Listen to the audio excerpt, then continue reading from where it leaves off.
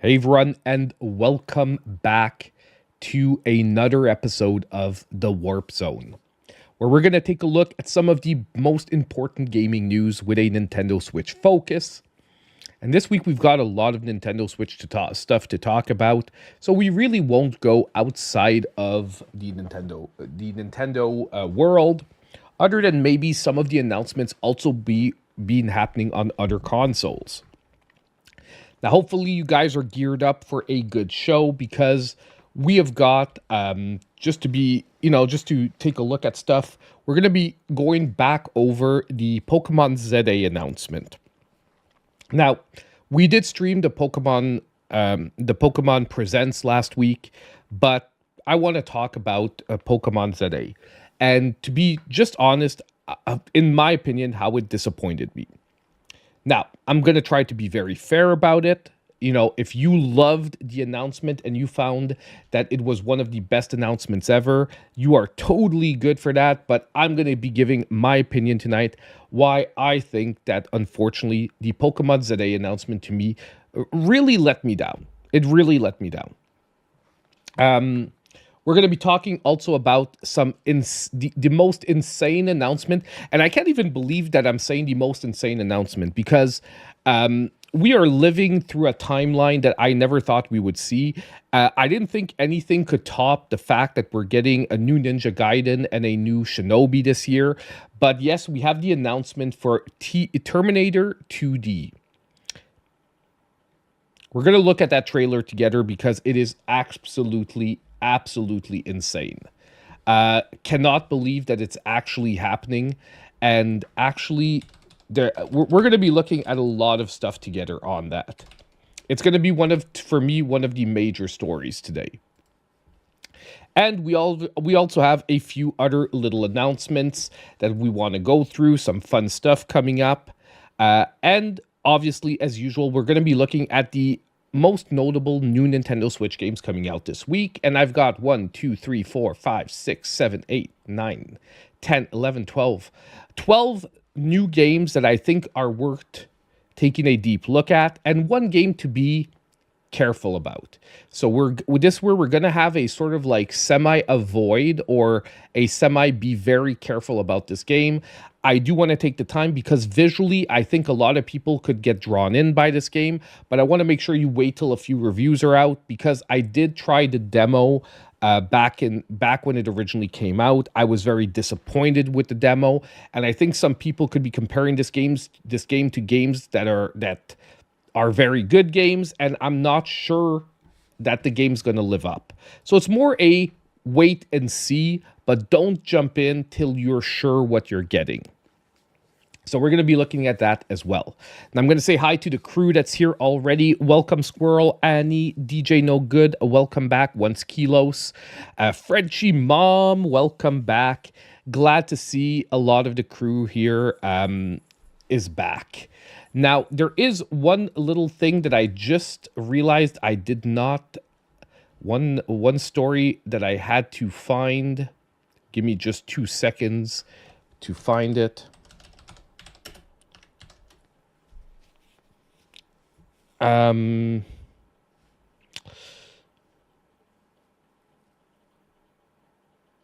Here it is. Peggy 16. Okay, just opening this up for later. Because I found it and then I realized I didn't have the extension open. So I wanted preloaded. I always pre-open the trailers and stuff that we're going to look at to make sure that we have as little buffering as possible while we're looking at the trailers and whatnot. So tonight I am drinking a Kirin Ichiban, so a Japanese beer. It is very good. Hey, Champ Dancer, welcome back, my man. Hey, by the way, I'm Monster Hunter rank 3 now. I've played, I would say, like 3 to 4 hours more.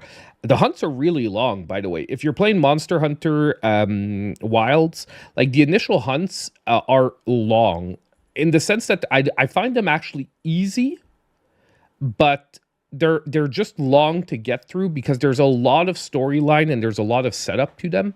But basically, I just beat the alpha, the Dogashuma Rai, whatever they call it, the big dog type monster at the start. I just beat the alpha, so I just made it to Hunter rank 3. I don't think I found the right rate yet. No, it doesn't ring a bell yet. But I'm gonna be playing more over the next few days. But like I said, my only issue is that I want to finish Wukong first, because I know that's starting very soon. I'm gonna have no time to play anything other than the Switch, because we do have a lot of big games coming up very, very, very soon. So I'm trying to get my PS5 stuff out of the way, because I'm going to have to prioritize the PS5 stuff. But like I said, keep an eye open this week. There most likely will be some special streams over the next couple of weeks. Okay, so I might be playing some Monster Hunter late at night. I might be playing some Wukong late at night. I'm not really going to be able to wait and only play on streams. But if you guys want some random fun gameplay, see me going through the games to try to finish them as fast as possible so that I can actually enjoy these games, you can tune in. I'm going to try to be streaming them randomly. I don't know if I'm going to put those playthroughs on the main channel or the side channel. I might actually put them on the side channel. So quick reminder as well for anyone who's semi-new here, who maybe hasn't been here the last couple of weeks.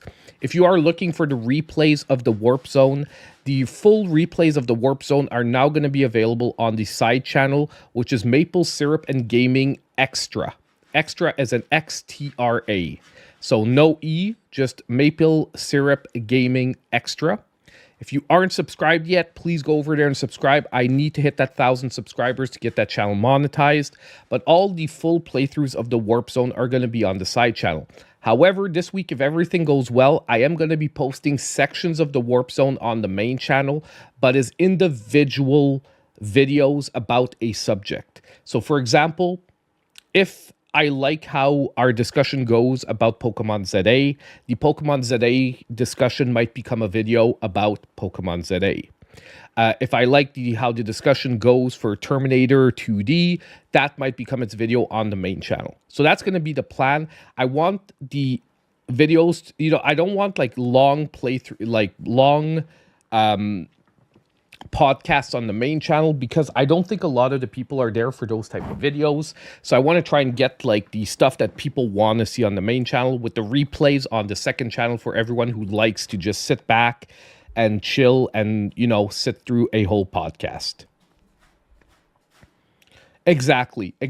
And it's just that I want to make sure that to make the main channel as successful as possible, while making sure that people who like the long form content can still get it, but it doesn't hurt the main channel, if that makes any sense. I sent a Pokemon TCG friend request to me, or I'm not sure who you do, but yeah. Okie doke. So you're on Wukong yourself. You're Wukong. I really found that once I passed the initial, the boss with the big head, the first like real boss you meet, I died like a dozen times on him. And then I blasted through the next 5 bosses, dying only once in the next 5 bosses. Because that guy really teaches you like how to use the focus in the game, which is something that maybe doesn't come naturally on like trash mobs. And once you finally sort of figure out how to abuse the focus to stagger your enemies, like the rest of the game just becomes, I don't want to say easy, because I guarantee at one point I'm going to get some bosses that are hard, but yeah. I will put it in the description of the video. I will put the side channel in the description of the video. I'll put it after. I'll put it after once we're done.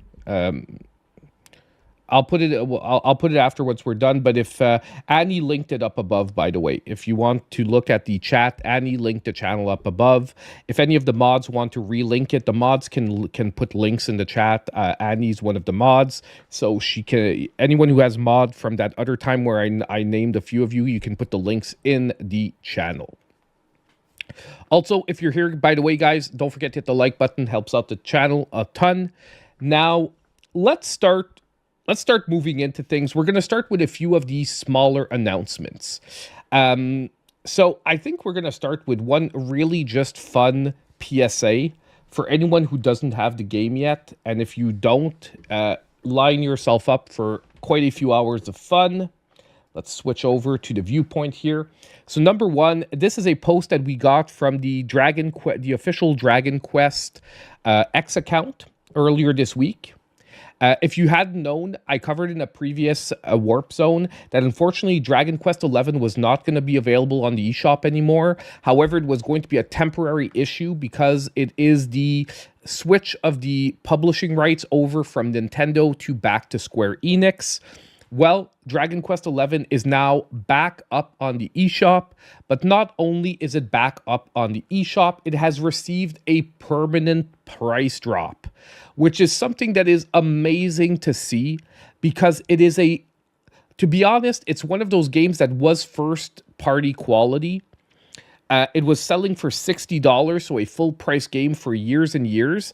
And I'll be totally honest, it is worth the full price of $60. But Square Enix have relisted it. And look, I'm never going to complain about them listing it cheaper. It is now being listed at a regular price of $39.99 USD.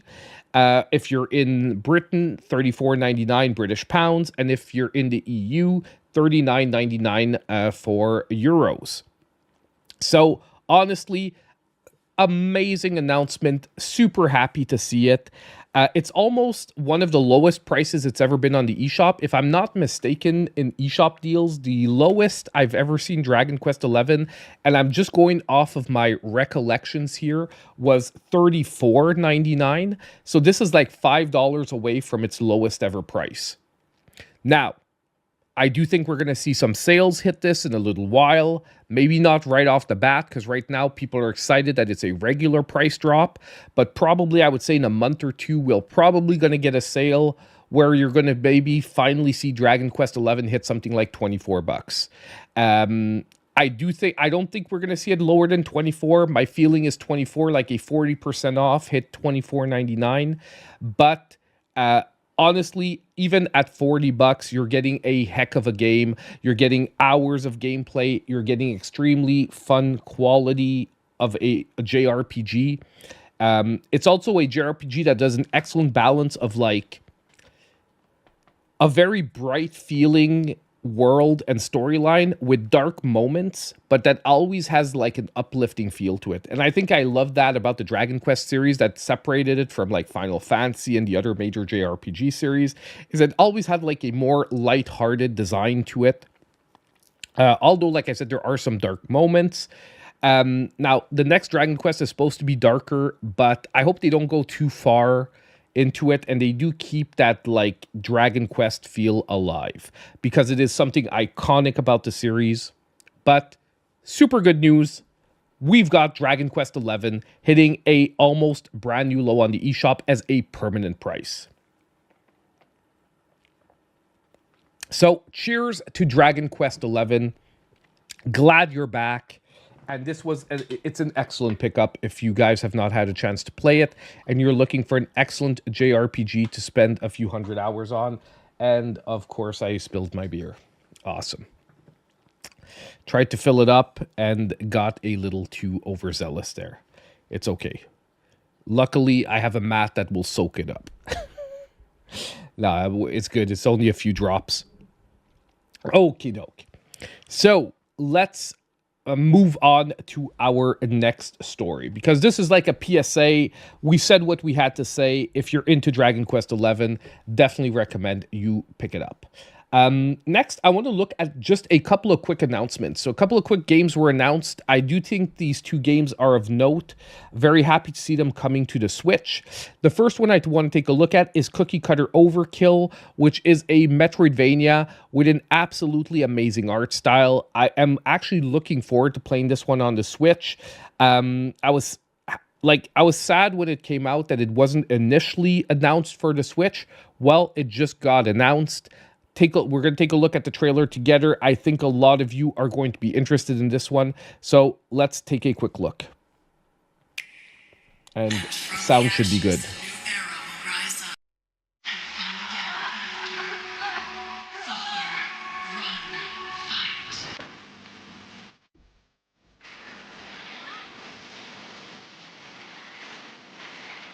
Adjusting the sound a bit. So like I said, I think the visual style to this one looks iconic. It's like very cartoony, very comic booky, while at the same time, very dark, gory design.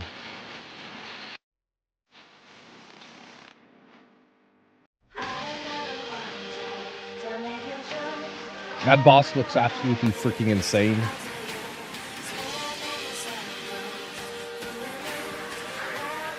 So you're playing like as a android fembot that basically, has a mission to complete. I'm not exactly sure what the storyline's about. I sort of want to stay a little bit in the dark so that I can figure it out when I actually play the game. This looks absolutely insane, the motorcycle section. So we have Cookie Cutter. Now this is set for a spring release, so apparently it's not very far away. So I'm very happy to see this hitting the Switch. I think it's going to be an absolutely great game. Now, I am slightly worried about the performance because it does have a visual style that sometimes doesn't represent super well on the Nintendo Switch. But at the same time, if they can port it well, if they took some extra time to make sure it's running well, I'm all for it. But definitely, I think a lot of people are should put this one on their radar. Cookie Cutter, if it turns out to play well on the Switch, is going to be a great experience. Oh no, I know Rick on the motorcycle in the Metroidvania. Yeah, it's going to be round 2, guys. If you were there for the Leica stream, you guys might get a round 2 with seeing me ride another motorcycle in a Metroidvania. So definitely, if we do play it, don't miss out on the chance. Watercool, yes, we're going to be looking at that later. That is listed in the upcoming games for this week, Watercooler Gypsy. So that will be at the end of the show, but yes, we will definitely be looking at that one. It is the top runner for being played on the Friday night stream. Okay, so if you want to check out the game itself, it is like 90% sure that is the game we're going to be playing on Friday. So keep tuned. Don't ruin the surprise for everyone that hasn't seen it yet. We're going to be going over it. So Cookie Cutter coming to the Switch should be hitting this springtime. We also have the official announcement for another game. Now this one we sort of knew that it was coming, but it was officially announced now. It is the Gex trilogy. So if you played 2D platformers in the 90s, Gex was a platformer that appeared on the 3DO, later made its way to other consoles when the 3DO went the way of the dodo, because that console was doo-doo. So, a doo-doo console goes the way of the dodo. It had about like 10 good games, and the Gex trilogy was one of them. Now, we're gonna take a look at the trailer. I do want to say I'm not sure how this trilogy is gonna translate in 2025. Just to be honest, like there's some 2D franchises that really were an easy sell to be ported back onto a console in 2025. I'm not sure how well Gex is going to do in 2025, just because some of the humor might not hit anymore. It was a series very based on humor, and the humor was very 90s centric. So I'm not sure how it's going to hit in 2025.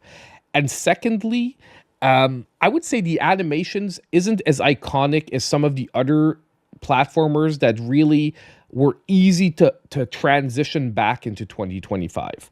But let's take a look at the trailer. We have the Gex trilogy coming from Limited Run Games, so there is going to be a physical edition as well. The clock says party time.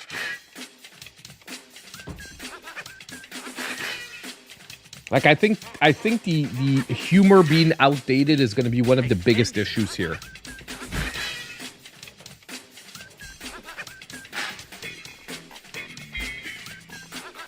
Sorry, just picking up the drops.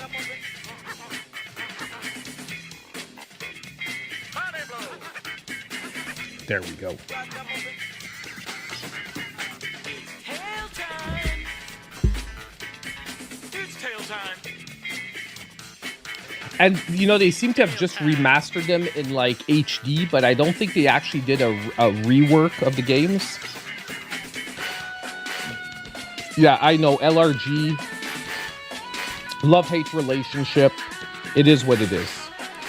So summer of 2025, we should be getting the Gex trilogy. Now, it is coming to all platforms. Hopefully, it's going to play well on the Switch. Hopefully, at least they updated the controls. They won't pull a Glover on us, because if you didn't see my stream last week, Glover actually ruined, like, my whole streaming day. I honestly, like, if you guys don't know, one of the major reasons I didn't come back in the afternoon was I was, like, really annoyed with like, it's no one's fault, but I was, like, annoyed with the fact that the Pokemon Presents was such a letdown. And then I played Glover, which I was expecting to be a really fun and nice, like, upgraded experience, and it turned out to be shit. So, to be honest, I was just like, you know what? I don't feel like spending money on another game that might be bad. So I was like, yeah, I think I'm done for today. And it was good. It worked out pretty good in the end because I'm not going to lie. Like last week, I was having a lot of shoulder problems. Now, one of my shoulders, the right one, I dislocated like, I want to say like 10 years ago. And ever since then, sometimes when I do like a really false movement, I get I get really in, like I can, it almost feels like it dislocated again. It's just like basically leftover damage, if you will. So sometimes I strain my shoulder, and last week it happened to me. And I was on major painkillers for like Thursday, Friday, Saturday, and Sunday. Like today's the first day that I'm off of them and that I'm feeling okay moving my shoulder around. So it was also keeping me like, the energy level was hard to get up there because of the impact that they had. So it was maybe good for me because it gave me like an afternoon off to just like recover, if you will. But yeah, so getting back to the actual news at hand, because I think most people aren't here to hear about my shoulder. But basically, I am just a little bit worried about the Gex trilogy. Also, I'll be honest, lately, Limited Run Games has not been doing a great job, I think, of their ports. Like they've been lackluster. They've been missing stuff. They feel cheap. They feel not like they're not putting in the effort they need to put in for these ports. So I am hoping that this time it comes out like top notch. Yeah, exactly. I can drink now again, which was something I couldn't do really last week. So that's why we're enjoying it tonight. We're enjoying it tonight. So, announcement for the Gex trilogy. I think if you were a fan of the original platformers, you're looking forward to this. We're almost out of our announcements because, like I said, the news today, I think the big stories are going to be Pokemon ZA and whatnot. But last in the announcements is one of my favorite soundtracks of all time is making its way to the Nintendo app. Now, once again, the story is coming to us from Nintendo Life, so shout out to Nintendo Life. You can check out their website. They do a great job of covering a lot of great Nintendo stories. I could have gotten the story from a lot of other places, but I mean, I like the way they present their stories. Anyway, it's a pretty straightforward announcement, but basically, the Nintendo Music app has been updated, and we now have the soundtrack from The Legend of Zelda: A Link to the Past. And I'm going to say it has some of the most iconic versions of the Zelda songs. I I'm not gonna lie, I listened to the soundtrack today on my app. I was working and I played the soundtrack while I was working, and I felt myself immediately transported back to being 12 years old, playing The Legend of Zelda: A Link to the Past for the first time, finishing that, getting the third pendant, and finding out that the game, you're not even halfway through the game, you're just starting the game. Like immediate transport to that old time. The music in this game is iconic. It is beautiful. And I said it when the app came out. If Nintendo kept updating it regularly, that app was going to be gaining in value very rapidly. And if you've been keeping up with the app, they added Super Mario Brothers 2 last week. They've been basically adding soundtracks almost on a weekly basis to it. The app is getting pretty freaking fantastic. And if you're, all you need to do is be a Switch Online member and you get free access to the app on top of it. I said it was going to be a great added value over time, and that is what's happening. It's becoming a great added value to the Nintendo Switch Online service. So if you haven't checked it out yet, I definitely recommend downloading the app. It is great. You get access to a ton of soundtracks super quickly. They're updated regularly. And I would say that at the start, there was maybe lacking choice, but with all the updates we've gotten over the last 2 to 3 months, it is becoming an absolutely fantastic app. That's all I have to say about it. And like I said, if you've never listened to the soundtrack of A Link to the Past, it has some of the most iconic versions of the songs. Like, I would say that the only one that maybe matches up to it is Ocarina of Time. But for me, this is the soundtrack for Zelda. Like, when I close my eyes and I hear a Zelda soundtrack and I think of Zelda, it is this soundtrack that I hear. Amazing. So, did it pretty quick, but those are the quick announcements for this week. So now it's time to dive into the real stuff. I mean, not that this wasn't real stuff, but we've got some big stuff to look at. Now, we're going to start. I want to start with the good stuff.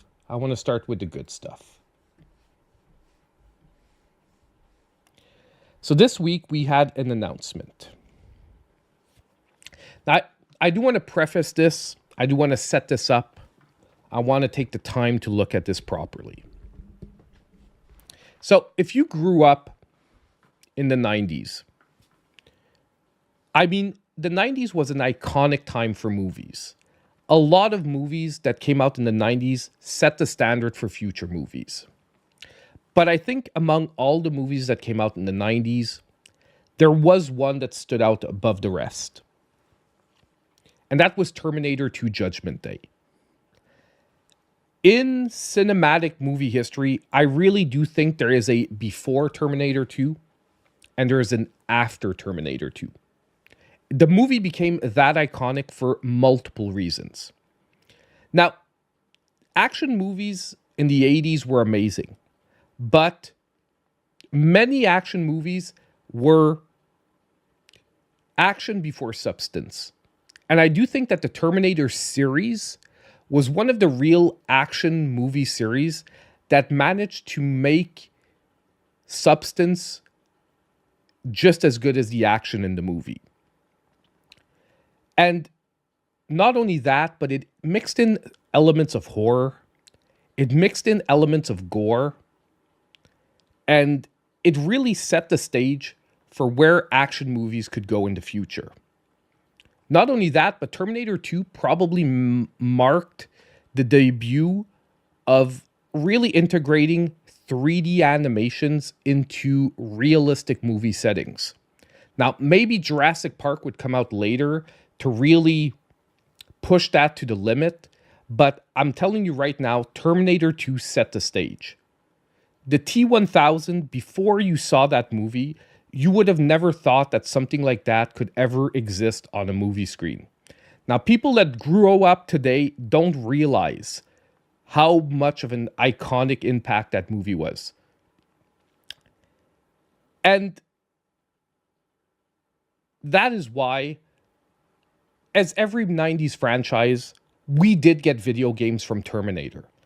But those games never really matched up to the iconicness of those movies. And I know a lot of people I see in the chat are saying Terminator 1 was better. You know what?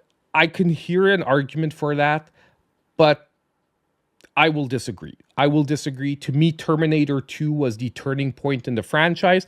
It was the high point in the franchise as well. Let's just be honest. It never got better than Terminator 2. Like, there were other decent movies in the series, but it never got better than Terminator 2. But getting back to the games, because we're here to talk about the games. They weren't the worst games ever, the Terminator games. For movie adaptations, if you played the original ones on the NES and SNES, they were okay, but they were definitely not as iconic as the movies. And I've said it many times over the last, couple of months. If you're a iconic retro-style gamer, I really think that right now we are living in the best timeline ever. If you look at, the last 5 years, with especially the last 2 years as the main focus, I really think we're living in the best timeline. I mean, if you take just the last couple of months, we have a new Shinobi game announced. We have a new, we have a new Ninja Gaiden game coming out. We have, I can keep naming them. We got TMNT Shredder's Revenge over the last year. We're going to get Toxic Crusaders. We're going to get a new AVGN 8-bit game. We are living in the best timeline ever for a retro-style gamer. And I really didn't think it could get any better. But then this week, we got an announcement that a Terminator 2D game is coming out on multiple consoles, Nintendo Switch, Xbox, PC, PS5, PS4. You can play this basically everywhere. And before seeing the trailer, I didn't know what to expect. Now, this is coming from the same team, by the way, that gave us Final Vendetta, an absolutely amazing old school beat 'em up game as well. So I had somewhat of a good feeling before booting up and watching the trailer. And then I watched the trailer. And let's just say my mind was blown. Now we're going to watch the trailer together. Now, I'm also going to say there's a very strong chance that this trailer is going to be muted. So if you're watching this after the stream, and I do have to mute the trailer, I will be leaving the link down below. Check it out, because the iconic music during this trailer probably does 50% of the job of making this feel completely freaking amazing. Yeah, we have Double Dragon coming back. We have Golden Axe coming back. Like I said, I could keep going and going. Best timeline right now. Right now. If you are a retro game enthusiast, if you grew up in the 90s and you want your iconic franchises back, I cannot think of a better timeline than what we're living through right now. But either way, let's get to the trailer. Let's take a look at the trailer, because it is amazing. And like I said, definitely, if I do have to mute this for copyright reasons, please check out the link down below. It is definitely worth it with the music, but we're still going to look at the reaction of what we can see in the trailer. So are you guys ready? Let's get going. Let's take a look at this trailer. 16.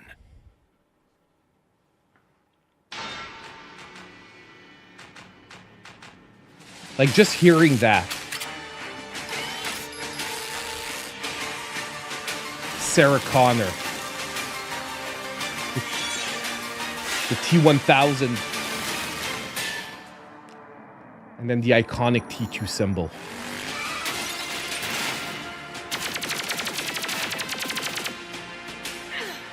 And I love this division where you play as Sarah Connor, you play as future John Connor, and obviously you play as the original Terminator, Arnold.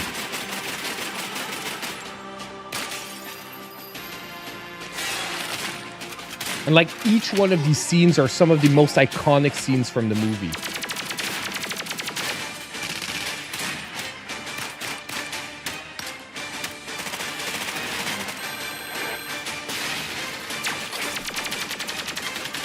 And these boss battles look absolutely insane.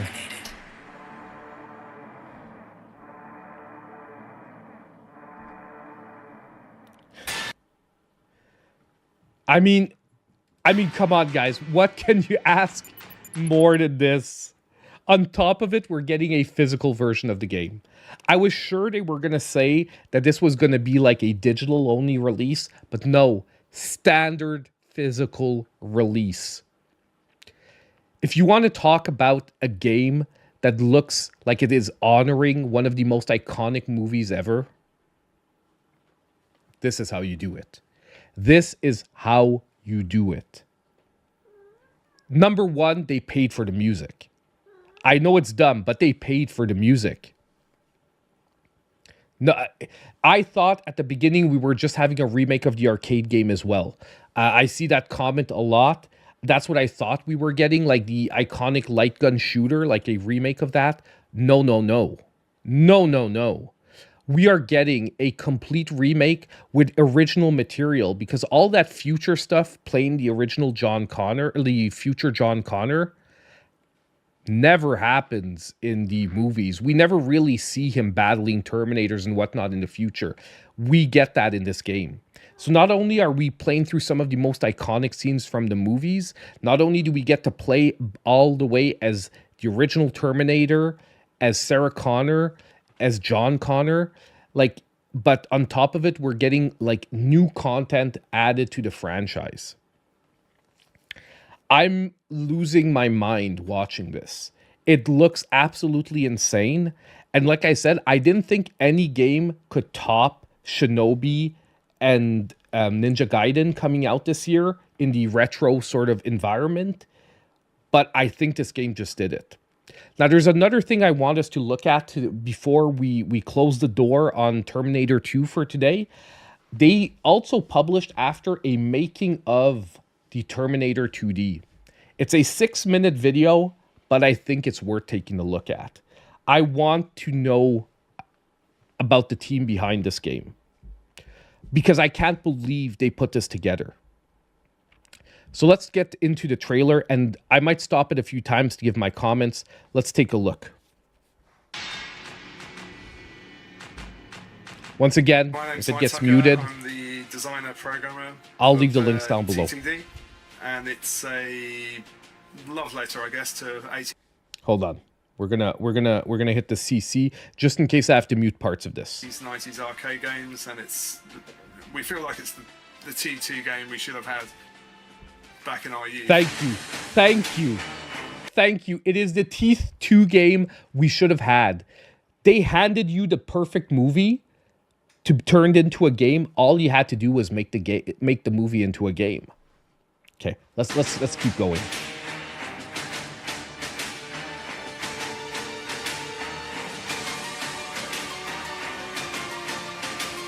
Like, you can see the passion on these guys' faces. I know they're in front of the cameras, but you can't fake some of this. We developed a custom sort of engine system. We call it an abstraction engine, and that enables us to do really wide porting of the games to different platforms. So not wow, only so a custom engine, modern guys. Platforms, but also all the retro platforms. So it's very specialised in dealing with all the different assets, be that graphics or audio. We have a couple. See, I love that because often you have trouble with the engines being ported to different systems, which creates like performance issues. But this is this is basically an engine that is made for retro gaming specifically.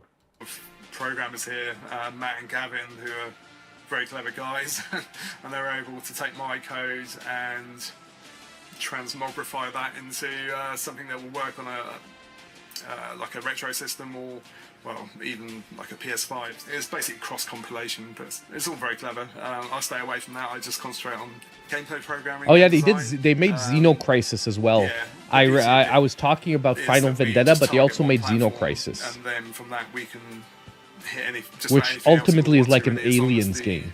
Screen resolution allows, and yeah, and the memory, of course. Damn, I really hope I don't have to mute these trailers. But I'm so scared I'm going to have to. Oh, well, look, we're getting some more gameplay that we didn't see. I'm Henk Dieborg, art director and pixel artist from Bitmap Bureau. I took on the future war levels in our game, which are action-packed run-and-gun missions with many iconic enemies and vehicles. We also have the HK Centurion as a boss, which isn't present in any of the movies. The first time seeing your HK Centurion boss appear from behind a collapsing building in game was just excellent. Topaz is so excited It's she almost a came to great join moment us. when you see your art come alive in the game. Animating a thing by hand was quite a challenge also, but very satisfying.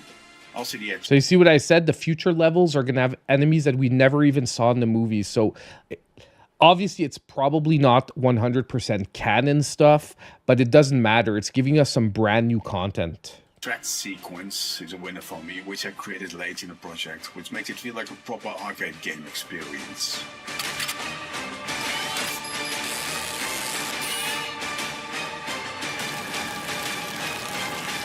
Man, this iconic scene with the burning Terminator exoskeleton. Levels throughout that reflect different parts of the movie.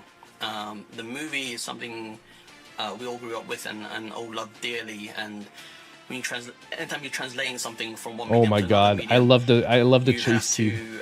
to get the feel correct. You have to get all the key. Guys, how many of you like had a fake or toy shotgun and did the whole flip reloading thing like on repeat? Like I after seeing Terminator 2, the whole flip reload for the shotgun, like my dream was to get a BB gun that you could freaking reload like that. I never got it because my parents were totally against it. But how many of you, after seeing that movie, wanted to flip reload a freaking shotgun?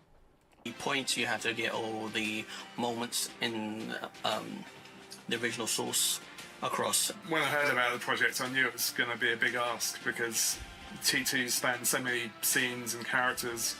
Oh, And the in my police head, I scene. thought, yeah, this is going to take multiple types of gameplay. Terminator 2 has a number of iconic scenes in the film, and what we found in the game design phase was that they Honestly, don't I would simulate argue that particular every scene in type of Terminator 2 is gameplay. iconic. So you could Think have of a any future scene war in where you're Terminator running, 2, gunning, sort of almost no contrast. scene doesn't wind up being an But as soon iconic as you, scene.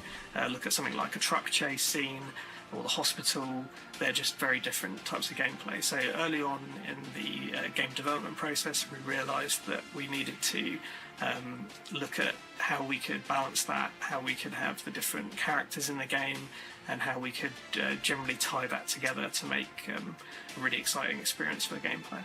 It meant jumping around many genres, and yeah, it was quite a challenge, making sure that each I can believe it's quite a genre challenge, man. felt Getting every fun one of those and genres kind perfectly. of flowed from one into the other. But yeah, I think it worked. Also, the game had to be playable enough and teach you to play within seconds, otherwise you'll be confused and you'll give up on the game. So getting that curve of difficulty just right is an important part of it, and that all comes from retro gaming. So taking those lessons. I love that they throughout said they time, inspired themselves applying from to the new games Contra is super important. and like all I these think, classic retro gaming gaming's series as well. really made a comeback in recent years, and I think people are starting to see the appeal of the immediacy of retro gaming. This, sometimes you could say the simplicity, maybe the accessibility of it.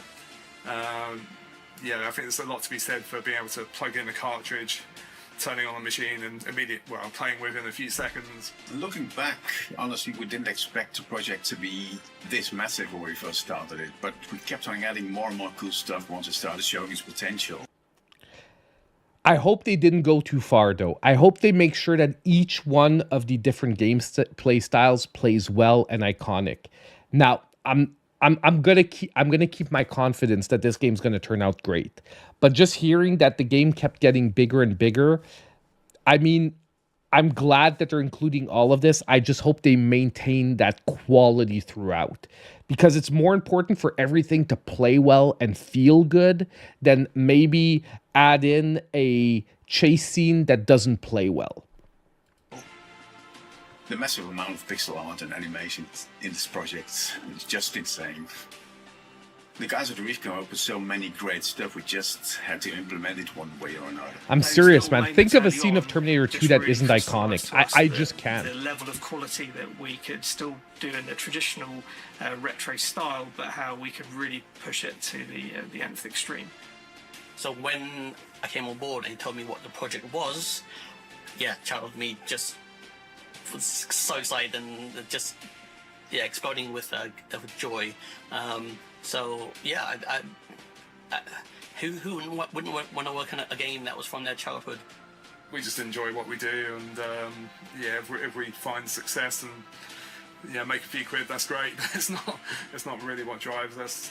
We just want to make games that we enjoy ourselves, and hope there's an audience out there who wants to do the same. They opened up Pandora's box. I do agree. If this game is successful, just wait to see what floods out over the next couple of years.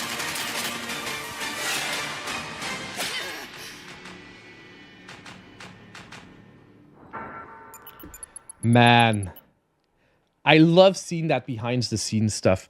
And I've said it before, like, even like the Halloween and the Army of Darkness stuff that we've been getting, Ash versus the Evil Dead. There is unlimited potential in making these games and just being honest to the source material and delivering a good freaking retro game that just feels awesome to play. I'm telling you right now, if this game turns out to be good, the flood doors will open. A Predator game. Imagine a real Predator survival game. Wouldn't that feel freaking amazing? Anyway, look, I'm going to stop because we could go on for hours and hours. But biggest announcement for me almost, it buried the Pokemon Presents last week. Like, it buried it hard. Like, when I saw this, my frown turned upside down. You know what I mean? I went from like a crappy announcement, Conan the Barbarian. Oh, dude, stop. I'm gonna lose it. I'm gonna lose it. But like I said, absolutely amazing announcement. You can guarantee that I'm gonna be playing this game day one. I don't care when it's coming out. We're gonna be playing it the day it comes out. If the developer watches this, if I can get a review key, guaranteed coverage, dudes. Guaranteed coverage on the channel. I want to play this game as soon as possible. Like I said, I'm really trusting that they're going to develop an awesome experience. I hope you guys are excited as I am. If you are, let me know in the comments down below. And you know what? I think I've said what I had to say. If you're a fan of Terminator 2, I can't see this game not being top of your list. Boom. Oh, dudes. Man, I have to stop because like I could talk about like this for hours and hours. Full game playthrough for sure. No joke. No joke. Like, I'll do a full game playthrough. If it comes out on a Friday, and like I might not be able to do a full game playthrough like day one, but what I'll do is I'll stop playing after stream and we'll finish it like over the weekend. I'll make sure I'll make it work. For this game, I'll make it work. The only thing that could maybe ruin that is if the game turns out to be bad for some reason, but I can't see that happening. Can't see that happening. Who knows? We might be playing it on the Nintendo Switch too. But seriously, like I can't even imagine this game being any better. Like lost my shit when I saw that. Hopefully it's not like last stream where it was technical difficulties. You're talking about Monster Hunter. Yeah, but Monster Hunter, champ, stop feeling bad. It's zero your fault. Zero your fault. Like I was trusting that we'd get things going, and I should have known that the game was going to need some setup. And like I said, it is what it is. And I'm going to play the game again. And yeah, did it make for somewhat of a shitty stream? Maybe. But you know what? I had fun. I set up the game. We did a couple of hunts in the end anyway. They set up the one thing so far that I'm a little disappointed in this one is they took away the wire bug. I really liked the movement where you could really get back into the action against a monster quickly. Now, I do know there's a lot of weapons that allow you to do that in the game, but like me, if you're playing with a greatsword, like having to call your like dinosaur all the time is a little disappointing after the movement I got used to with Monster Hunter Rise.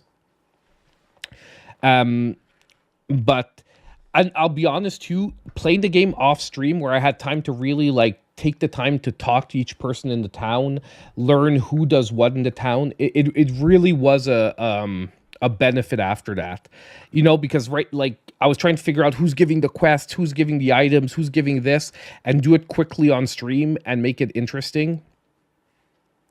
It was sort of like, you know, tough to do, but it is what it is. And I don't regret at all streaming that game last Friday because I think it was a nice setup, and what's going to happen is when I'm going to play the game again, we're going to get right into hunts.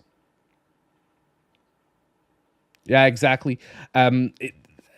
It doesn't matter because I'm still getting used to my greatsword, and I'm still going to stick with the greatsword because I just love the greatsword. I'm going to play other weapons, but I'm going to play other weapons like when I play through the storyline and I have like a top-notch upgraded greatsword, then I'll start playing with other weapons. But I'm like that with Monster Hunter. I like to set up with one weapon, get really good at it, and then basically after that move on. Like especially after the main storyline's over, which for anyone who's played Monster Hunter knows that it's not even 50% of the game when you finish the storyline. Like the storyline is really just a setup. All the toughest hunts and the toughest monsters are after the credits roll. So if you guys don't know that, I think it takes about like 8 to 10 hours to roll credits on Monster Hunter. 8 to 10 is maybe short, like because there's a lot of storyline. Like let's say 15 hours to roll credits. But basically the game's only starting at that point. If you want the best gear, if you want like yeah, exactly. I corrected myself after because with the storyline and stuff, it's maybe 15. You're good doing Gunlance, awesome. Like I said, I'm doing Greatsword to start out with because it's like my iconic weapon that I sort of know how to handle already. Obviously the combos are different in this one, but but I still know how to handle the weapon. I like the wounds. I like the wound idea, however. Like, and that to the game, I learned about it when we played the stream, but I didn't catch how it worked till I had time to play the game on my own after.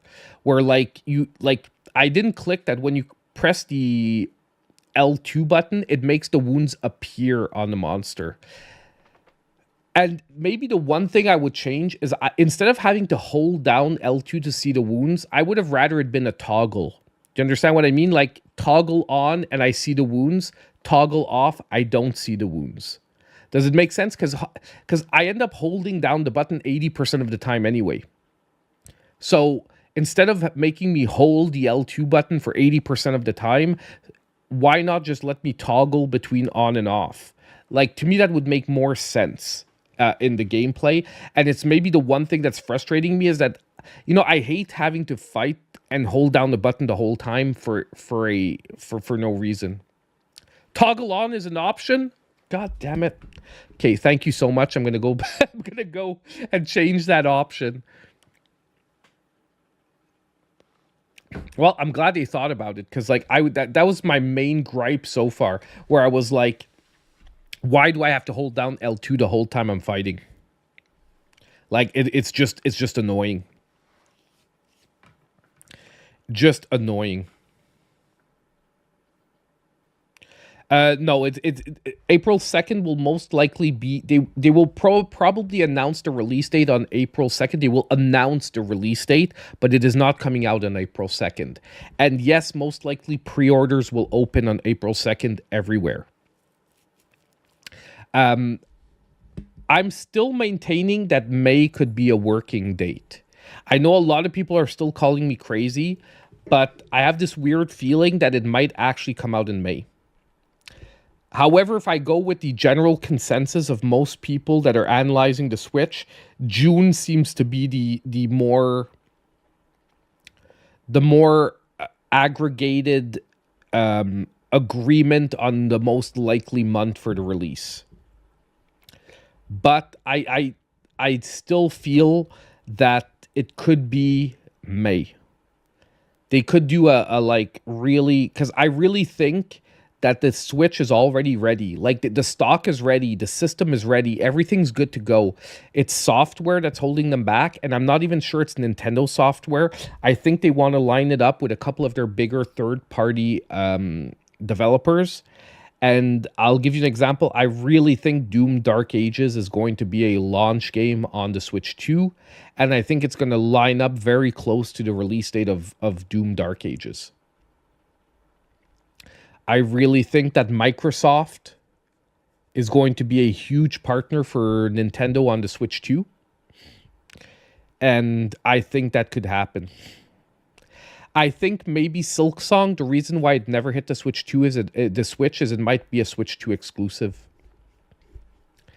The performance might have been disappointing on the Switch 1. And they got so close that that Team Cherry with Microsoft decided to make it like, no, we're just going to hit the Switch 2. It's going to be one of the indie system sellers.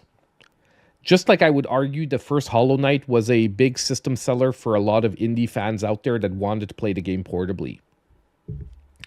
I'm not saying like it sold like 30 million systems, but I do think there are a few 100,000 sales of Switches that you could easily account to probably Hollow Knight receiving, being available on the Switch pretty early in its lifetime.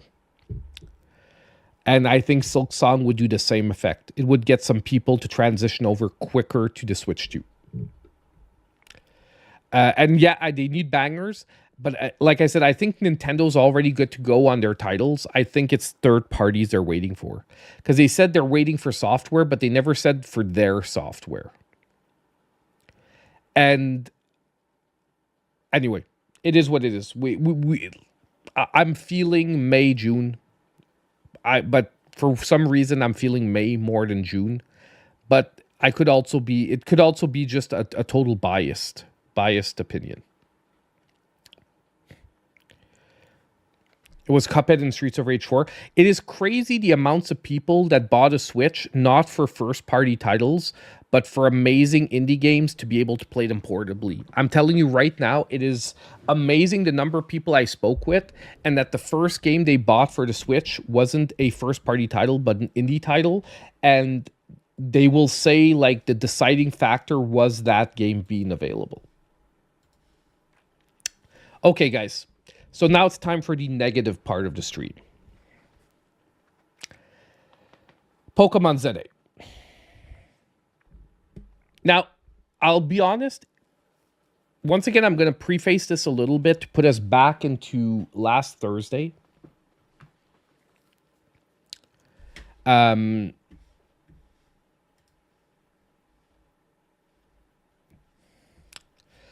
to think of the best way to start this.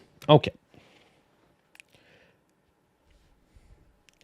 So if you guys were there last Thursday, I streamed live the Pokemon Presents for Pokemon Day. And I've got to say, I'll say it very blatantly, it was the most disappointing Nintendo presentation that I can remember. For me, it was the most disappointing Nintendo presentation. Now, if you're a fan of Pokemon and you follow all the mobile products as well as the console products, you might find redeeming qualities about that Pokemon Presents. However, I'm going to start out, before we actually get into the ZA stuff, I do want to say that there's a very, very scary and annoying trend with the Pokemon franchise. Over the last few years, they seem to be leaning way too heavily into the mobile stuff and leaning less into the console releases. And to me, as a long-time Pokemon fan, I really find that disappointing. Now, can I blame them 100%? No, because mobile gaming has a lot of money in it. However, I do think that they need to not forget where the real Pokemon fans are. When I say real Pokemon fans, I do think that the mobile games, you have people that are playing them because of Pokemon, but you have more people that are just gacha fans and that are playing any gacha game, whether it's Pokemon or anything else. And over time, I don't think that the fans that will be created from the gacha games will be long-term Pokemon fans. The long-term Pokemon fans are on the consoles. And what made the franchise what it is today is those long-term fans that have been playing the games since the 90s and that are still playing today. That's why Pokemon has kept growing and growing as a franchise over years. I'm not sure how many people started with Pokemon Go that eventually transferred to other Pokemon products. However, I can guarantee you that most people that have played a console Pokemon game has eventually transitioned to a mobile game. So, should the mobile games exist? Yes. Should they be the main focus of the Pokemon Company? No. And more in their presentations, the majority of the presentations are dedicated to mobile announcements. I mean, other than Pokemon ZA, their biggest announcement was Pokemon Champions. And Pokemon Champions is going to be a mobile product as well. And I've got to tell you, that disappointed me a ton. Because that product is most likely going to be hamstrung because it has to be a mobile product as well. Will it play on consoles? Will it play well? Yes, but it will most likely not be as good as it could be because it also has to be fun, playable, and functional on mobile platforms. So am I disappointed that it's hitting mobile platforms as well? Yes, I am. But that wasn't even the biggest disappointment. That was a scary trend, something that is disappointing me from the Pokemon Company over time. But to me, what the biggest disappointment was actually what we saw from Pokemon Legends ZA. Now, some people will disagree with me, and I'm going to try to be fair here. I am going to try to be fair here. And some people are pointing this out in the chat, and I do want to address it. Do I believe that the Pokemon Company was also handcuffed by not being able to talk about their Switch 2 projects because the Switch 2 announcement hasn't happened yet, the official one from April that's going to be happening on April 2nd? Yes, I do strongly believe that they were handcuffed from talking about anything Switch 2. And do I think that the next mainline entry will be a Switch 2 entry exclusively? Yes, I do believe it, and that is most likely why we heard nothing about the next mainline Pokemon game. However, that still doesn't excuse what we saw from Pokemon ZA. Now, I will also say, I've watched the trailer now many, many times. And let me mute it and play it in the background so that you guys can, and we'll come back to it, don't worry. But I've watched it many, many times now. And yes, visually, it does look better than the previous Legends game. And yes, in my opinion, it visually does look a lot better than Scarlet and Violet. So people that are saying it looks worse, I disagree. I've watched the trailer many, many times now. I've looked at gameplay footage from the previous games next to it. And no, it does look cleaner. It does look nicer. Also, I don't want Pokemon to lose its iconic artistic style. So am I okay with the game staying more cartoony? Yes, I am. And the visual style isn't even my biggest disappointment here. My biggest disappointment here is how they seem to be going backwards and forwards with the gameplay mechanics. Basically, and we're going to look at this in the trailer, but I do agree that the Legends series and the mainline series are two different series. However, I can't see going back and forth in the progression of the system, of the gameplay systems like they're doing currently. And follow me along here. When we saw Legends, it was the first time we saw catching out in the wild the way we saw in Legends. And that form of Pokemon catching made its transition to Scarlet and Violet. Legends also felt like the first real jump in between going from an open world scenario to a not open world scenario, like a closed world scenario as the original Pokemon games. Now, we had the wild zones in Sword and Shield. Then Arceus Legends sort of evolved that into wide open areas where most of the game became wild zones. And then, in my opinion, the final evolution of that happened in Scarlet and Violet, where we saw an actual open world. Now it's like we're taking the wild zones from Sword and Shield and bringing them back to Pokemon Legends. Why are we going backwards? Now, the biggest part is to make sure that there are no bugs and no crazy crap like Scarlet and Violet. But at the same time, and that's what I think after watching the trailer like over 5 or 6 times has disappointed me most, is not only is the game arguably visually not that impressive, not only are they introducing for the moment something that really doesn't feel new at all with bringing back Mega Evolutions, but we've already seen Mega Evolutions. We've seen it before. Now you're going to argue that, okay, but we haven't seen the Mega Evolutions of the Pokemons in this game, and some Pokemons that we haven't seen are going to get new Mega Evolutions. Yeah, sure, whatever. But to me, so no new mechanics, and on top of it, it's like we're going back to Sword and Shield with wild areas reserved to catching Pokemon, with other areas reserved to not catching Pokemon, all reserved apparently within one city. So the whole game, from what we've seen so far, is only going to happen in one city. Why are we going backwards? Like, I would argue that Arceus Legends, before Scarlet and Violet happened, felt like the biggest Pokemon world we ever saw. Then Scarlet and Violet felt even bigger. Now we're going back to having a restricted city zone? Why? Like, that is what's driving me nuts here. So, disappointing visuals to a lot of people. Is it an upgrade? I would argue that it is.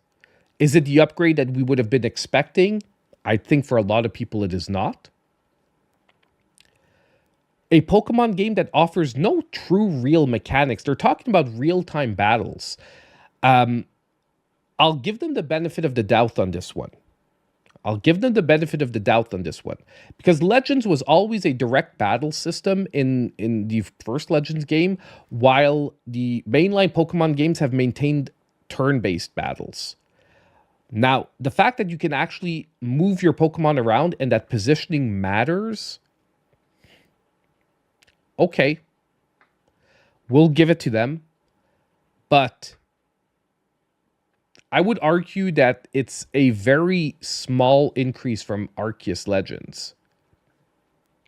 We'll see how it plays out and how important that positioning works.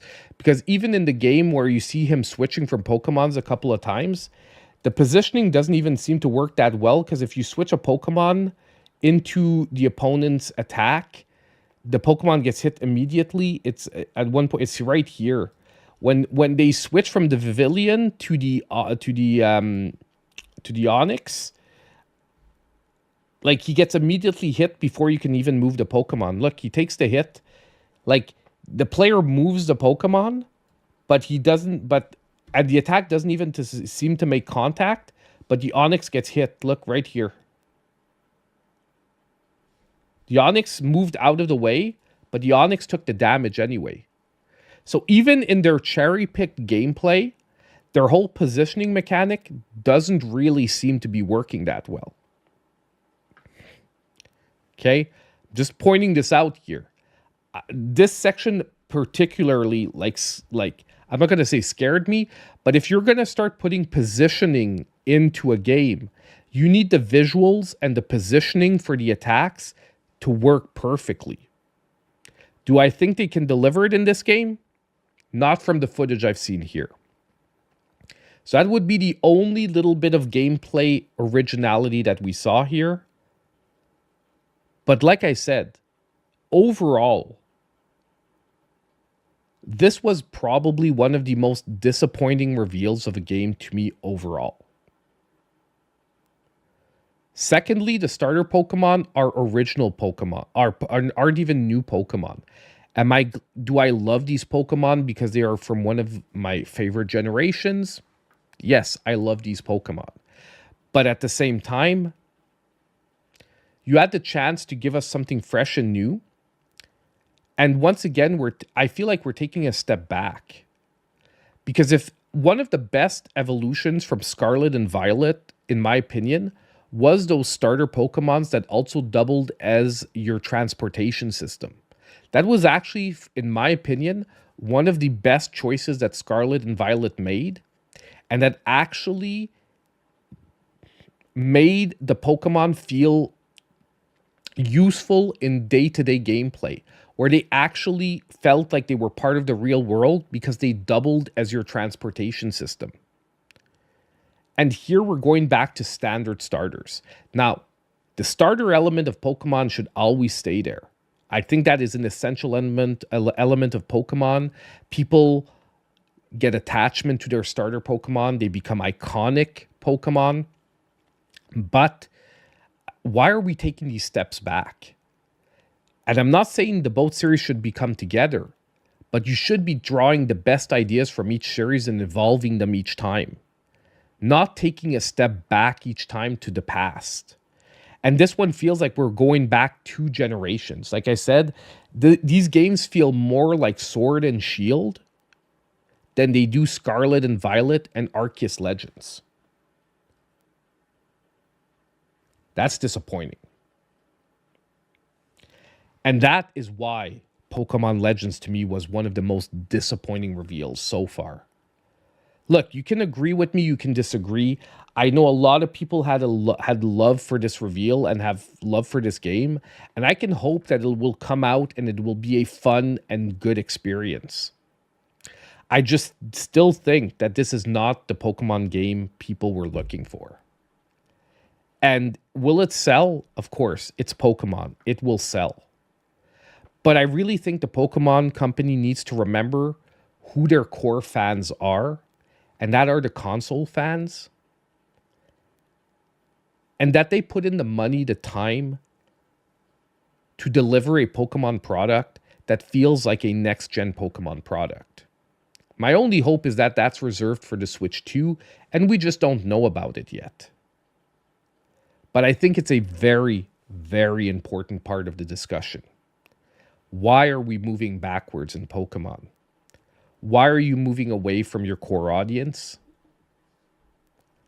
And I'm not sure that the mobile fans are going to get from focusing a lot on mobile games are going to be long-term fans that you're going to keep and that are going to be loyal to the Pokemon brand. But that's my thoughts on Pokemon Legends ZA. Let me know in the comments down below if you agree or disagree with my evaluation of the game. Look, and it's an open discussion.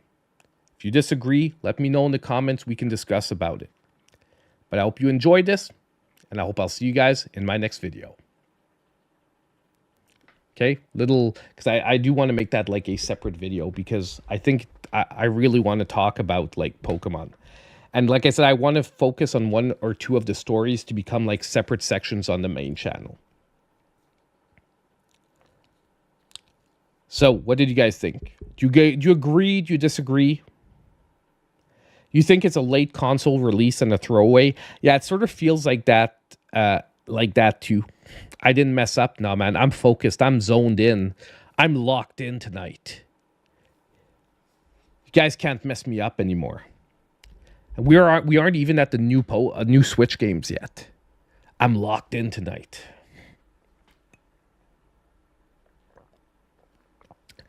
I do agree that it's become a cash cow, and they're treating it too much like a cash cow. And they need to stop focusing on suing people like Pal World and just making better games than them. And I just really think they need to get back to every Pokemon game feeling like a evolution. Think of every Pokemon game from the old school series. Think of Gen 1 to Gen 2.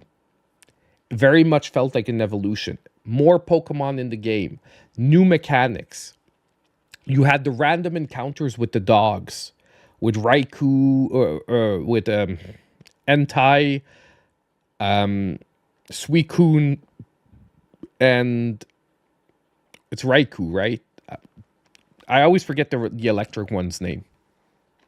But you had those random battles, a new system.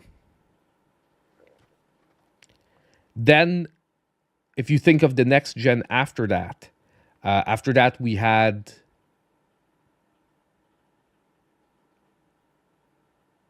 Scarlet Violet. We had a Ruby Sapphire, right? Gen 3 is Ruby Sapphire. Like, it was the evolution to the Game Boy Advance. Raikou. Okay, yeah, so I had it.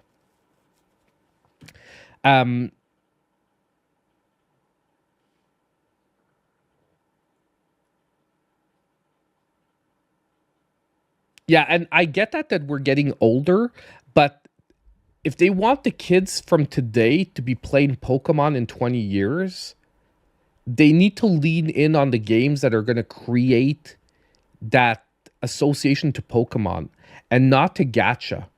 Do you understand what I mean? Like, I do think that you have more chances of people moving on from Pokemon Go to something like Genshin Impact than to a future Pokemon game.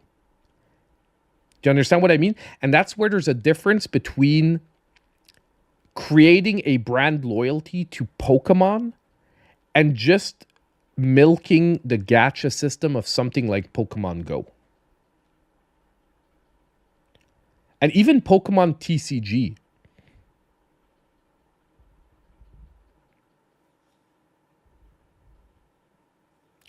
But that's what I mean. But if they want Pokemon to exist in 20 years, they need to reform that connection with modern players nowadays, while maintaining a progression for current players in the game. And I agree that that's something that's going to be difficult to get, but I'm not sure that these games are creating that iconic connection. That's where I think they're missing out in the current discussion. It's that Pokemon is no longer creating that iconic connection where nothing else is going to feel like Pokemon. Because, like every Pokemon-like game that I play still never feels like Pokemon. Do you understand what I mean? Because I know what a Pokemon game is supposed to feel like. But over the last few years, I've lost that more and more. Because I don't know what a Pokemon game feels like anymore. Because they've done back and forths in the system like that. But anyway, that it is what it is. I mean, I think I said what I needed to say about that. But yeah. There's a Mario 6 free download.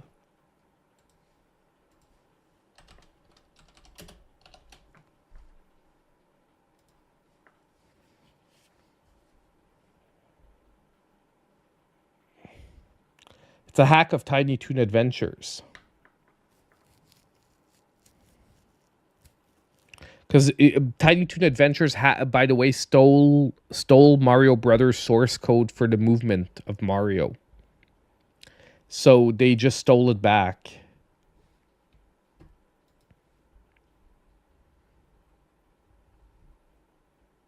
Yeah, it's a hack of Tiny Toons.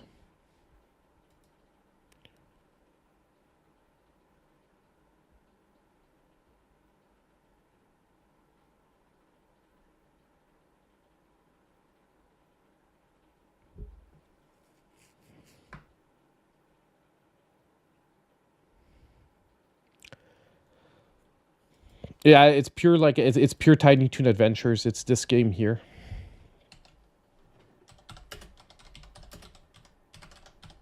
It's a reskin Tiny Toon Adventures. It's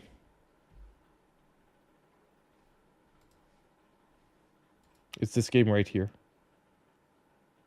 Which like I said, was a copy of the source code of Mario. Not the source code, but like they actually copied the code, the Mario code. Because you can actually do the same glitch where you can glitch through the walls as in Mario 3 in this game.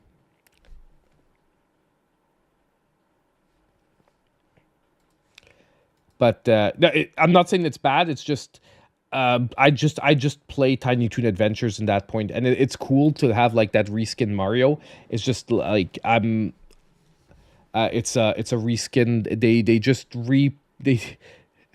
They made the stolen Mario game a Mario game again. Oddly enough. Okay. So that was it for the stories for this week. We're about to move on to the new Nintendo Switch games. Now, are you guys gonna try to mess up my intro and outro again? Because it's not gonna work this week. I'm too locked in. Like I'm in mega mode. I'm in like you can't get me mode. Like I said, now that my shoulder's feeling better, you can't get me anymore. But yeah. So yeah, we've got actually 12 games this week. Like I said, and one watch out for game. Now, where did I put the watch out for game? I just want to not make the mistake and open it like at the wrong time. Give me just a second to look at this. Go na. Why is it not there?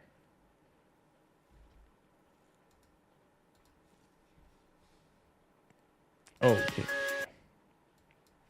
Okay, so that's in its right place.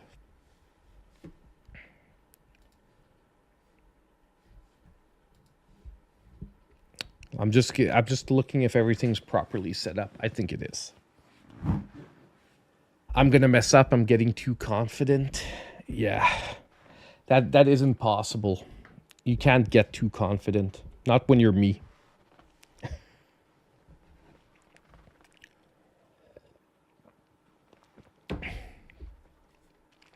Oh, God.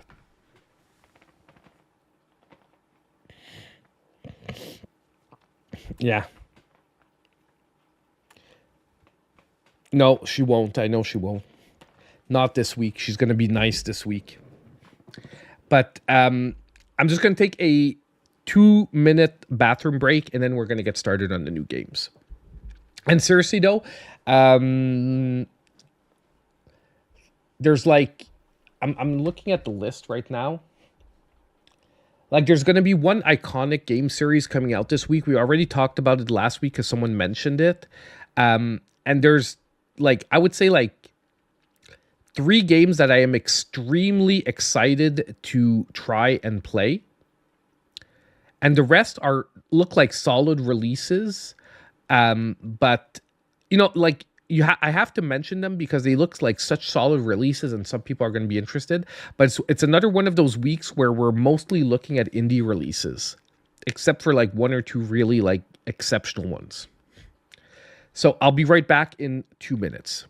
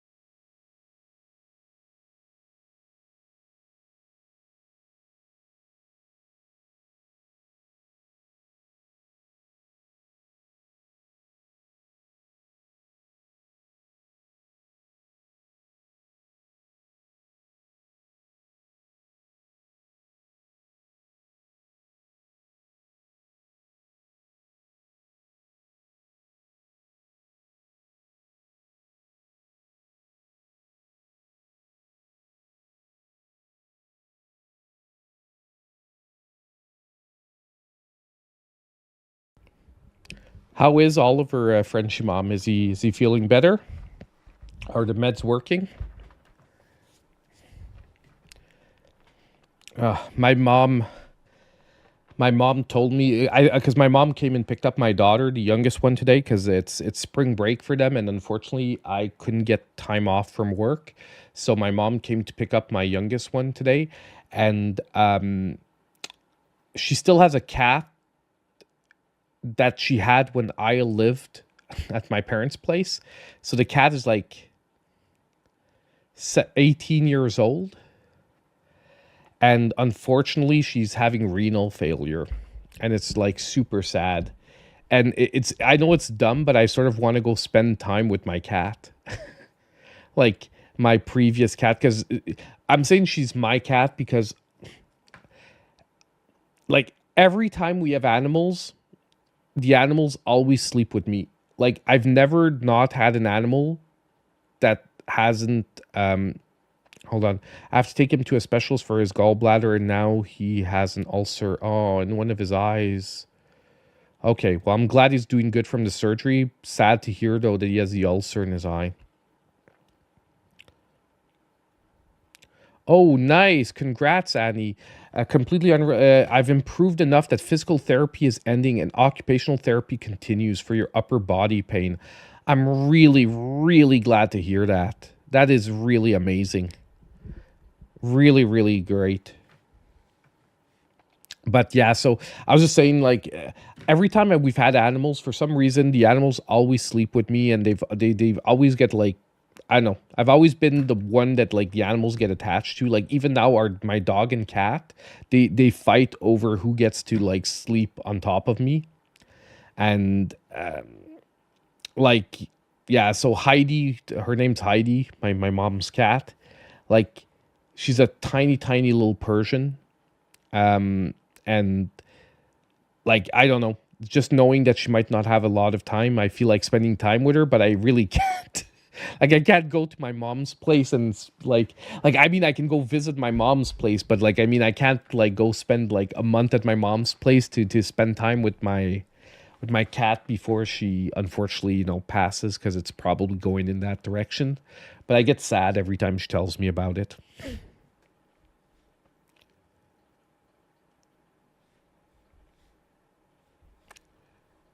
Oh, I'm sorry to hear that, NGJ, man.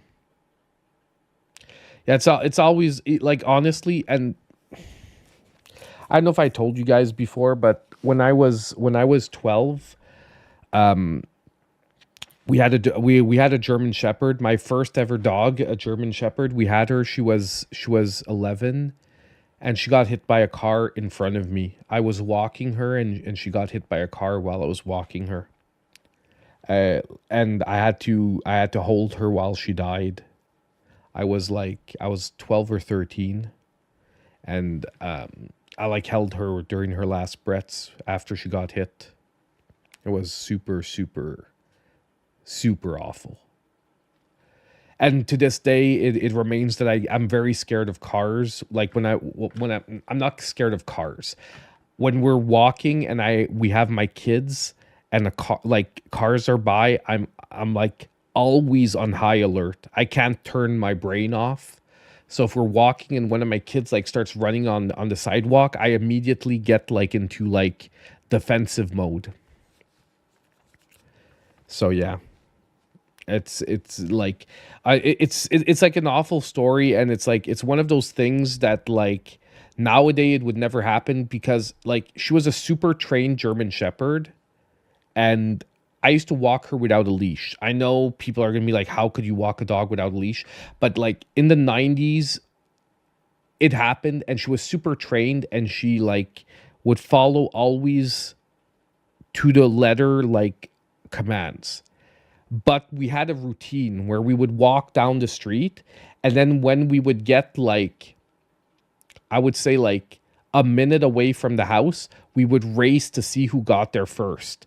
So, and it was like a game we played. So she was used to every time we got to this spot, it was like race time. You know what I mean? And it was like our game. So I basically got to like a minute from the house. It was nighttime. And she just took off. Like, it was time for racing time, so she took off, and I ran after her. And I just remember seeing the car coming, and they burned through a stop sign. Okay, there's like a stop sign right in front of my house. So theoretically, if she would have done her stop sign and been driving normally, she would have never hit the dog, because like she would have seen us coming. But basically, she ran the stop sign. The person ran the stop sign, and I just remember in slow motion trying to catch up to her and like grab onto her, and being just like too slow. And like, I still remember in slow motion, you know, when time slows down around you and you're like trying to catch her, and like I would have given anything to be just a little faster. But yeah, so that's what happened. And the rest is, she jumped out, car came by, boom, boom, and that's it. That is the story. I'm gonna stop because honestly, I'm really fighting hard right now to not tear up, because I can't tear up, dude. Not gonna cry on stream. What the fuck is that? Be a man. No. But yeah, I'm joking around. It's like rough. So, but you know, just to be honest, like it stuck with me. Like like I said, when my wife doesn't understand why I'm like that with kids, I have to keep reminding her, because like when the kids happen and there's cars, I'm like always like overactive, and it's because of that. Like I just can't turn my brain off of that anymore.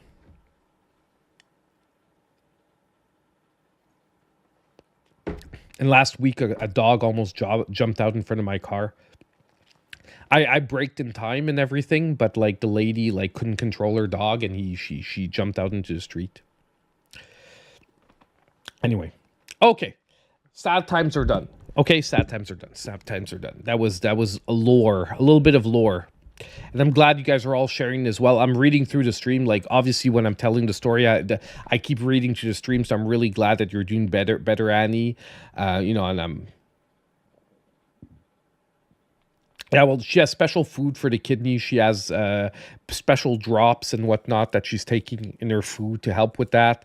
But like, it's at this point, like the vet said, it's prolonging her time. But there's no getting better. Like, there's no getting better, because they don't do like kidney transplants for cats. You know what I mean? And it is what it is. Like, I mean, she's 18 either way. She's like 90 years old in human years. You know what I mean? Like, it is what it is. Okie doke. So let's turn our brains off, guys. Let's stop talking about cats, dogs, and all that. And let's get to the new Switch games for this week. So I'm going to be doing the intro. If you guys mess me up, I'm going to be very angry. I'm just joking. I won't get messed up, not this week.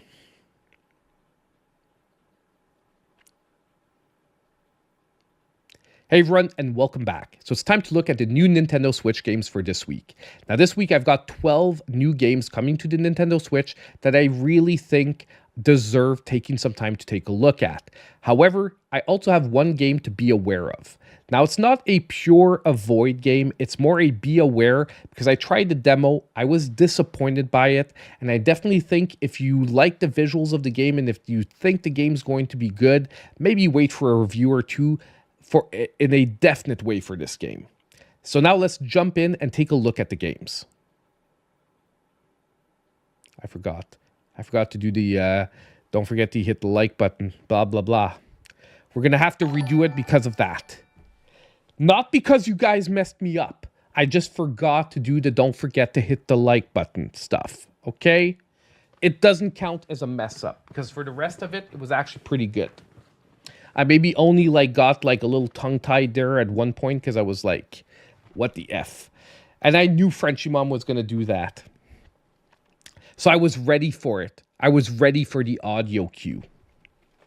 Haha. Now I'm gonna redo it once, and if I don't, I'm just gonna do it separate and tag it in if it doesn't work the second time. So hey everyone, and welcome back. So now it's time to take a look at this week's new Nintendo Switch games. Now I've got a list of 12 great games that I definitely think... Oh my god. It's happening. You got... I'm going to jump right back into another take. Not going to take the time, because if I take up too much time, that's when I start messing up a lot. Hey everyone, and welcome back. So now it's time to take a look at the new Nintendo Switch games for this week. Now I've got 12 great games lined up for this week that I definitely think take some time. Oh my god! Why do I say that sentence like that every time and it messes me up?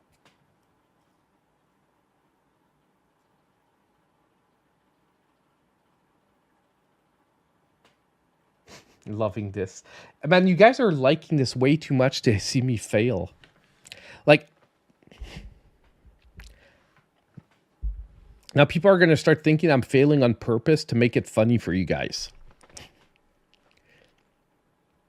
So everyone, and welcome back. So now it's time to look at the new Nintendo Switch games for this week. And I've got a list of 12 great games that I definitely think should take some time to... Oh my god. We need to take a deeper look at. Why can't I say we need to take a deeper look at? Like, that's all I need to say. Right there. Hey everyone, and welcome back. So it's time to look at the new Nintendo Switch games for this week. And I've got a great list of 12 games that I think we should take a deeper look at.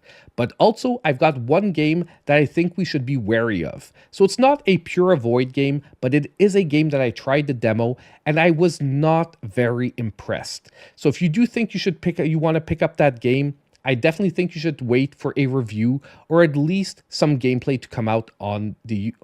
Oh my god! Blah, blah, blah, blah, blah, blah. Why is it making it so hard to just say normal words?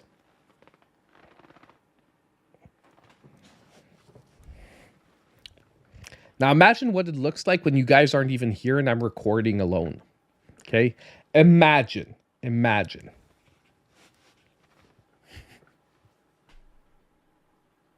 Hey everyone, and welcome back. So now it's time to look at the new Nintendo Switch games for this week. And I've got a great list of 12 games that I think we should take a deeper look at. But not only that, I've also got one game that I think we should be wary of for this week, because I've tried the demo and I wasn't super impressed. So if you are looking at picking up that game, I definitely think you should wait for a review to come out. So now let's jump into the games, and don't forget, if you are liking the video, to hit that like button. There you go. There you go. Hey. Can't get any better than that. Yeah. If you aren't subscribed yet, after that, you gotta subscribe. Okay? Yeah, the subscribe... Honestly, I want the like button. I don't want to do the like, subscribe every time, because I find it gets, like, annoying to people, and... Like, I think the subscribe happens more naturally than the like. Like, I think, like, even me, when I'm watching YouTube, if I like someone, I'll naturally subscribe to be like, I want more videos, but I won't always think of the like button. Like, even myself as a creator, I won't always think of the like button. Okay, so let's set things up, and we're going to get started in the games. It's actually pretty crazy, though, how I can actually talk about the games without really needing to take takes and whatnot. Well, it's also that when I'm talking about the games, if it's not perfect, I don't really care as much as the intro and the outro, just because it sort of sets the tone to the video.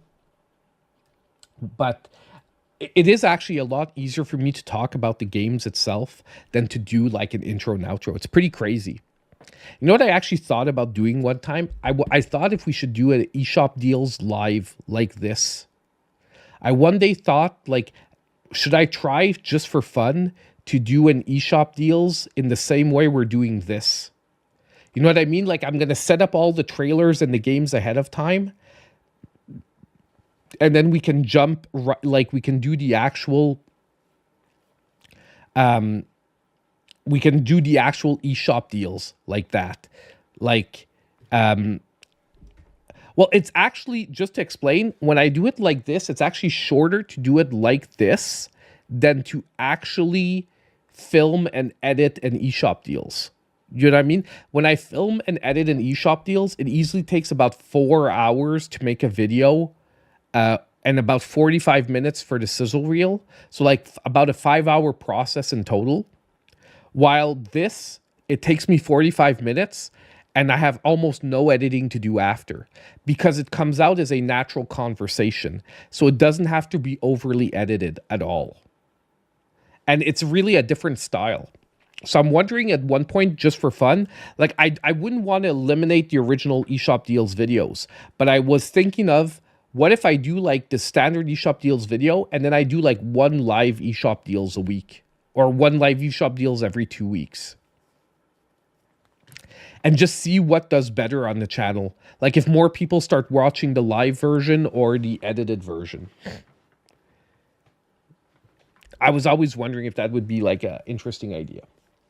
But okay, let's jump into the games now. We're gonna hit it. Okay. So now for our first game for today, we have a game releasing on March 4th. So by the time you're watching this video, most likely the game will already be available. And that is Carmen Sandiego. Now, if you don't know, this used to be a TV show in the 90s, all about geographical trivia. And basically, you're trying to find a hidden spy called Carmen Sandiego. Now, this is the game version of that concept, however, redone for 2025. Now, the game will be available in multiple different pricing segments. Now, the base game will be available for $29.99. However, there will be a deluxe version with an art book, a soundtrack, and some exclusive DLC that will also be available for $49.99. However, there is a pre-release discount of 20% off, dropping it to $39.99, which actually is a pretty decent discount. So if you are looking at picking up the deluxe version and you have confidence that the game's going to be good without needing a review, it might actually be a good idea to pick it up right now. By the way, it is being done by the same team that did Disney Dream Valley.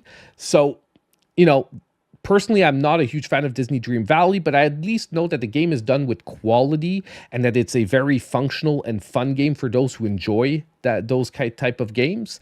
So let's take a look at the trailer and see what this game has to offer.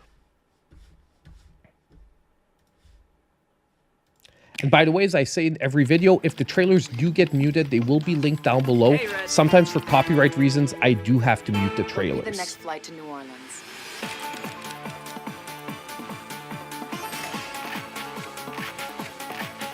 So it'll still be a trivia-based game from what we can see in here. But there seems to be a little bit more of an exploration puzzle-solving aspect to the gameplay rather than straightforward trivia.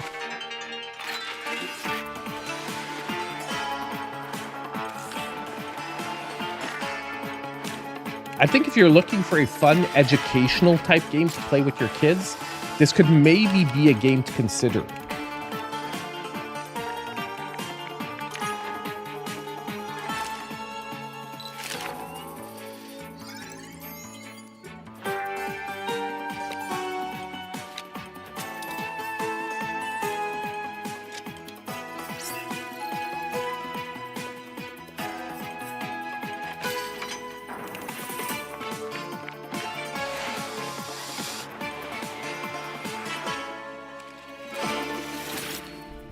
So there we have it. Now, I do think that the biggest challenge for this game is that the target audience that remembers the show most likely probably outgrew this game. And the current audience that it's targeting, which is, I feel like, a younger audience, probably doesn't know Carmen Sandiego. So I don't know if the game's going to find the footing it's looking for, but I still think it's a really interesting offering for this week. And I like the evolution of the series, like taking that trivia gameplay and transforming it more into like an adventure puzzle type of gameplay. So we have Carmen Sandiego hitting on March 4th.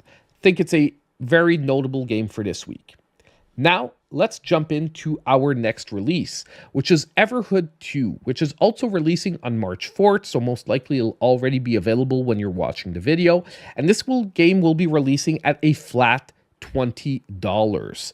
Now, this is an action RPG. However, it is one where you battle to rhythm. So it's a rhythm-based action RPG. And it's the follow-up to the first Everwood, which was received pretty well on multiple consoles, so Steam and the Switch. So I do have a fair, decent amount of confidence that this game will deliver a fun experience.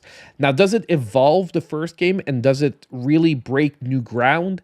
That will be left to be seen. But I do think that if you enjoyed the first game, if you're into action RPGs with a special twist, especially if you're into the rhythm type of gameplay, keep your eye out for this one for this week. Let's take a look at the trailer and see what the game has to offer. I think the visuals are a take it or leave it type of feeling. Either you're going to love this type of visual or it's going to annoy you. Personally, I'm on the enjoy side. I enjoy this type of visual, especially the combat rhythm sections.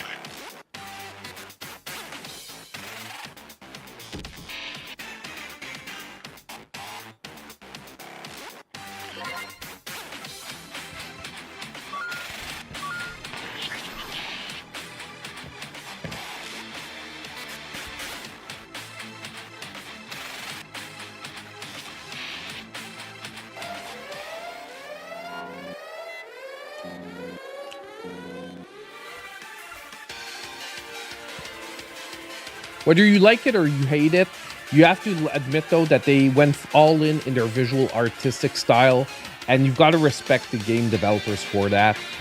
And like I said, I think that for the proper audience, it's going to work.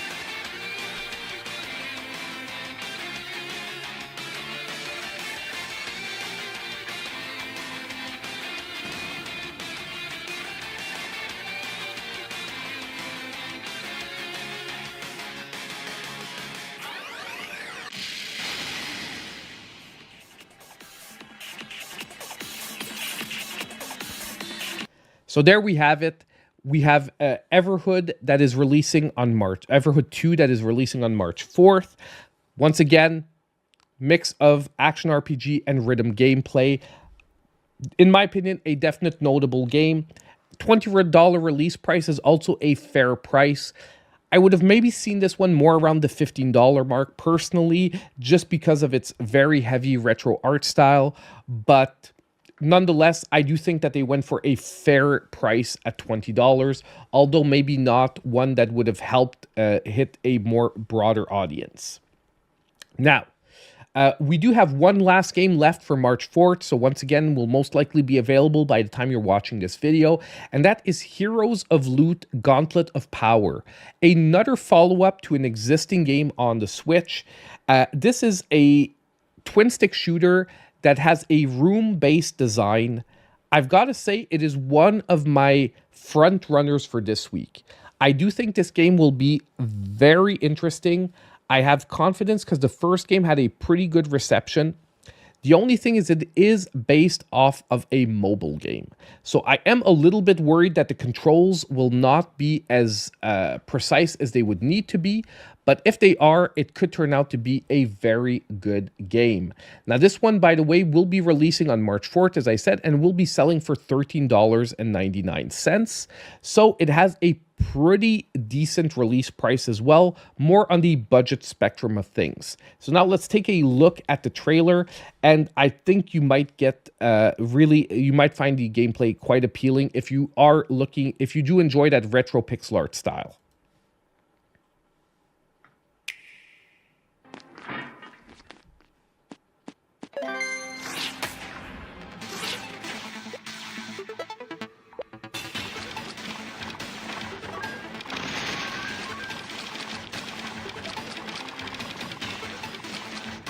Some of these rooms look crazy small though, so I'm always wondering if it's actually going to work out.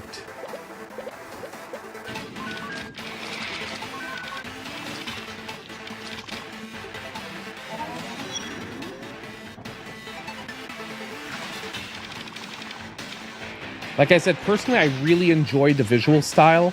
I like also, by the way, which separates this from the previous game, is you do actually have different playable heroes instead of the same hero all the time.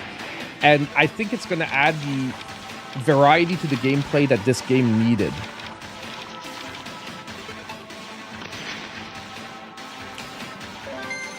Like I said, it's just some of that claustrophobia in the very small rooms. I wonder how that's going to play out in the final game.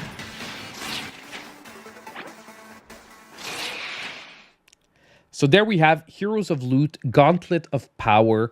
I think if you're looking for a challenging twin-stick shooter, this one could be a very interesting pickup for this week. Once again, also in its favor is its budget price point. Like I said, it's only $13.99. So it's actually a pretty decent game, in my opinion, or to take a look at for this week. Next, we have actually one of... Now, this one was a front runner, but the next game we're going to take a look at is one of my top 2 games for this week. And that is Alruna and the Necro-Industrialist, that is releasing on March 5th and will be selling for $11.99.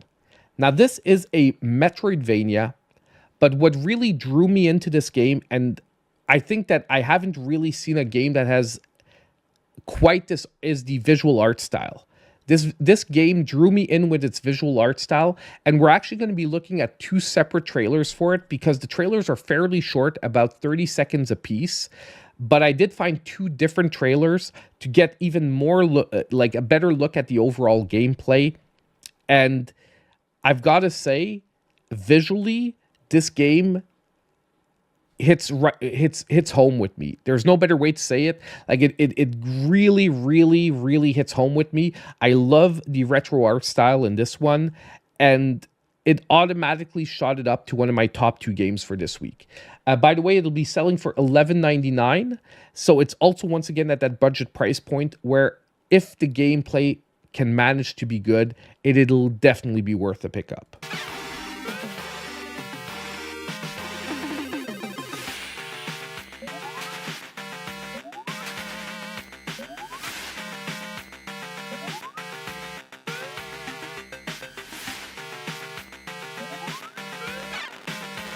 Like, there seems to be a heavy influence on the puzzle aspect. And I love how big the sprite is compared to the levels. So like I said, fairly short trailer, but the visual art style is absolutely fantastic. Now we're going to take a quick look at the second trailer that I have for this.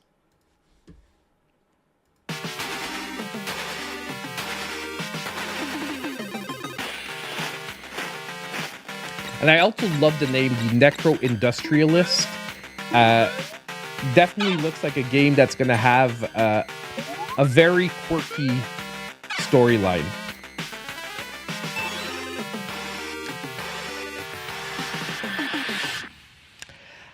I would like to stream this game. However, I don't think I'll have the time because even though this is one of the front runners for this week, there is one game that has me even more interested than this one, and I strongly think we're going to be streaming the other game for this week. But just in case, this one could be a very close second runner-up. So if I do have time to stream more than one game this week on top of like the PS5 streams that I had promised, this one could be a very strong contender for this week. But definitely Alruna and the Necro-Industrialist, if you like the visual art style that you just saw, keep an eye out for this one. I have the sneaky suspicion it's going to turn out to be a pretty fun game. I love that chunky art, that chunky sprite art style. And overall, I haven't seen it yet done in a Metroidvania format, so very excited about this one. Okay, next we come to what's probably going to be the biggest release for this week for most people out there. And that is Suikoden 1 and 2 HD Remaster, Gate Rune, and the Dunan Unification Wars. Now, could they find a longer title? I do not think so. But basically, these are remasters of 2 of the best strategy RPGs from the PS1 era. I'm pretty sure it's PS1. I'd be very surprised if Suikoden 2 was PS2. I'm almost sure that both of them came out on the PS1. I'm sure that the original Suikoden did, but basically if you pick up these games, I do want to warn you, get ready for hundreds of hours of gameplay. Okay? So if you jump into this, this is going to be a deep dive game. However, the storyline is so good that it will draw you in. So if you are a JRPG fan, be careful before picking up this one. You just might lose the next 6 months of your life to this series if you get into the storyline. Let's take a look. The art style is beautiful. The remaster looks like it's very well done. And I'm glad to see Konami finally, once again, now I know they've been doing it now for about a year, but finally reviving these classic franchises that deserve to be highlighted once again. HD remasters of the first 2 Suikoden games are coming to Nintendo Switch in one bundle. Meet and befriend up to 108 allies in these turn-based RPGs. During your travels, you can strengthen your home base. Like the level of personalization and different characters that you can get in this game is insane. Support features like the ability to speed up combat and automate battles with a single button. Suikoden 1 and 2 HD Remastered, Gate Rune, and Dunan Unification Wars launches on Nintendo Switch March 6th, 2025. And there we have it. It is an absolutely fantastic series. There are longer trailers available out there, but I do think that this trailer highlights the best parts of this gameplay. It is a turn-based, they say it's a turn-based RPG. I honestly want to let you know there's also a very strong strategy component, because like I said, like they said in the trailer, there's over 108 different characters available. So it's not only a turn-based RPG, there's also a huge strategy component to this gameplay. And you need to get into it because there's it's all about different wars and things like that. So there are heavy strategy components as well. But trust me, if you want a very deep, amazing storyline, and you can handle the fact that these are PS1 games in their visual presentation and their way of doing storytelling, these are games that will hit home with you immediately. Great games. They're being released for $49.99. But I've just got to say, the quantity of gameplay you're getting here for $49.99 is amazing. And trying to find original versions of these games, trust me, would cost you way more than that. So getting both of them for $49.99, releasing on March 6th, this is going to be a great release for this week. And like I said, for most people, this is this week's biggest release. Next, we're going to still stay on March 6th. We have Golden Warden coming out. Now, Golden Warden is going to be a strategy roguelite with a card-based battle system. Now, we got a lot of these on the Nintendo Switch, but what I love about this one is it has an extremely budget price point of $9.99, with currently a pre-release discount of $1, so you can get it for $8.99. And I do find that although the visuals are extremely simple, they seem nonetheless very appealing. And the combat system itself, although we can't exactly determine how you get new cards and all that from the trailer, does seem evolved enough where it's going to create a very fun and quick to play gameplay style. And that's what I like about these card games. They need to be quick to play, easy to jump into, and I think this game is going to have those components. Now, you might want to wait for a review for this one to make sure that the gameplay is up to snuff, but if it is, I do think that this one will be a very fun pickup for a budget price point for this week. The art style is once again, you're either going to love it or hate it. If you're going to love it, you're going to really love it a lot. I really enjoy these funky retro art styles. So let's take a look at the trailer.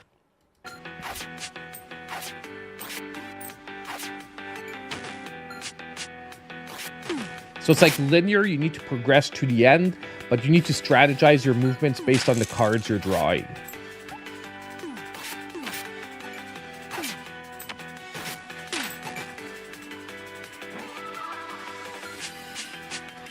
So there seems to be boss fights, like you see there, they foreshadow a boss fight, but they actually hide it, so you don't actually see what's happening.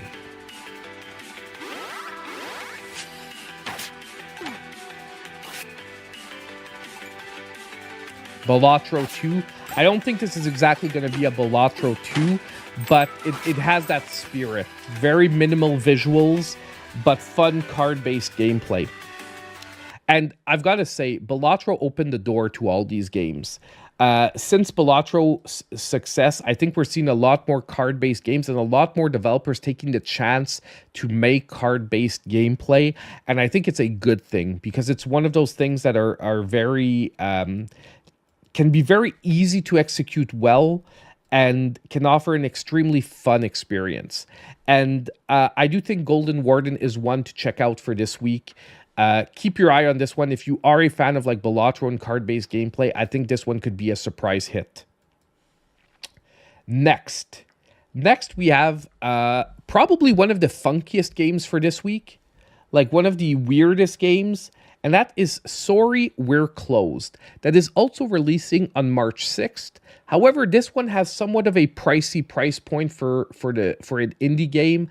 It's going to be releasing for $24.99. Now, there is currently a pre-release discount, dropping it to $22.49, but I am wondering if the gameplay is going to be worth it at that price point. To me, the biggest question mark about this game is going to be that price point.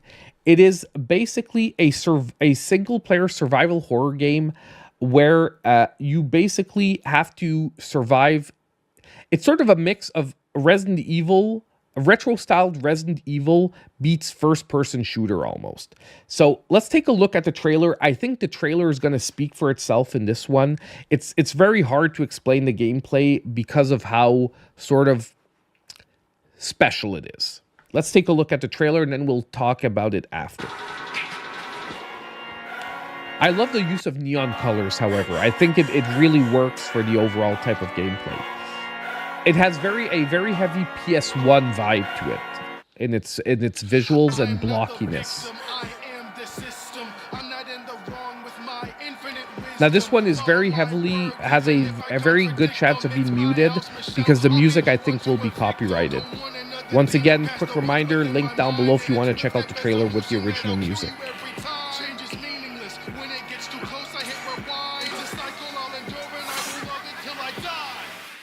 What we are going up and down like a seesaw. Got me going along for the ride, got me going yeehaw. Like I said, the gameplay though seems funky, crazy, but just crazy enough to be good.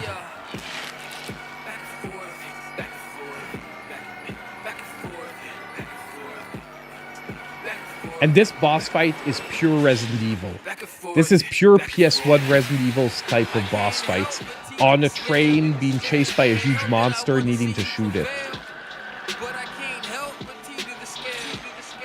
Can't help the feeling that maybe I fail. Can't help the feeling that maybe I trail. The two of us is somewhat of a permanent jail.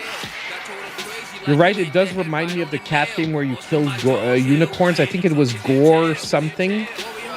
But maybe not as crazy as that game. Time flies when you having fun, I can't even see ya. Time flies cause I'm having fun, I can't even see ya. Back and forth, back and forth, back and forth, back and forth. So there we have Sorry We're Closed. Back and forth. Like I said, probably one of the funkiest titles for this week. I think it has one of the highest up and down sides, meaning that if the gameplay delivers, it could turn out to be a really amazing game. However, I am worried about some of the gameplay looking a little bit janky as well. But definitely one to, if you're that kind of player that likes the funky game for each week, this could be high on your list. My only problem, like I said, is the price point. I think the $24.99 price point is going to be a big barrier for a unknown entity. And it's asking for a lot, especially in a gameplay style that is so funky. However, if it gets some good reviews, it gets some exposure, it could nonetheless be an excellent pickup. And I would wait around for a review or two, however.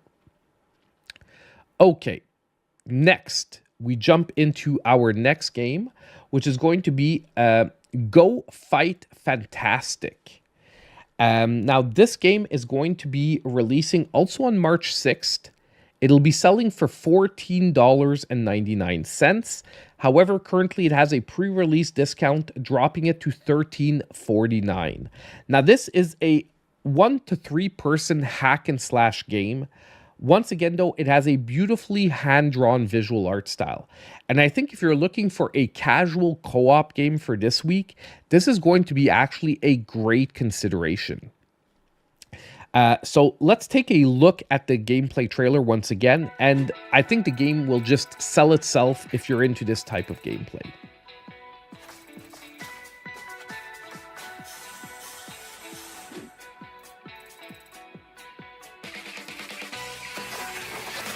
So number one, the art style is gorgeous. It works out really well. And like I said, I think it's going to be more of a casual game that will really needs to be played in multiplayer.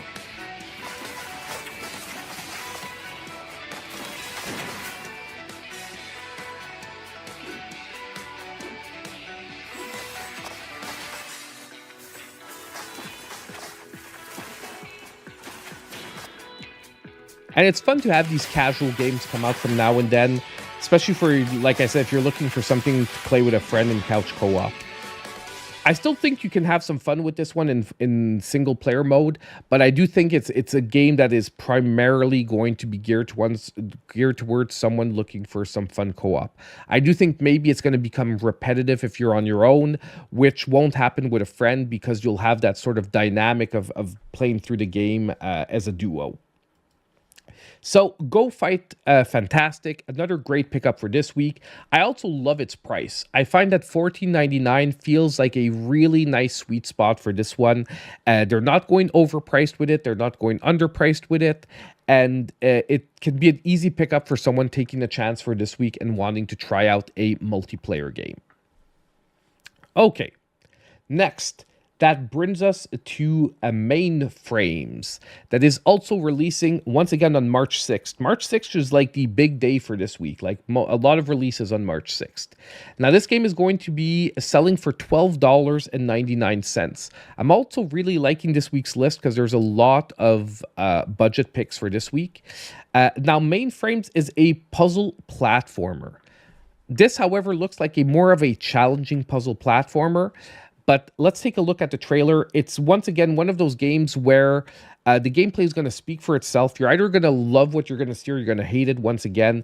Retro art style, puzzle platformer with a very original gameplay style. It's like you're playing through an old Windows PC. The Arcade Crew also generally develops some pretty good games. So I would say they're a developer that generally you can trust that their gameplay will feel solid and it's not going to be a buggy or problematic game.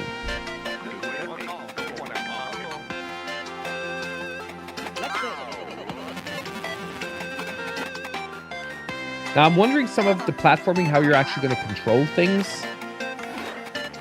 But I love the fact that you're like playing through an old 90s computer.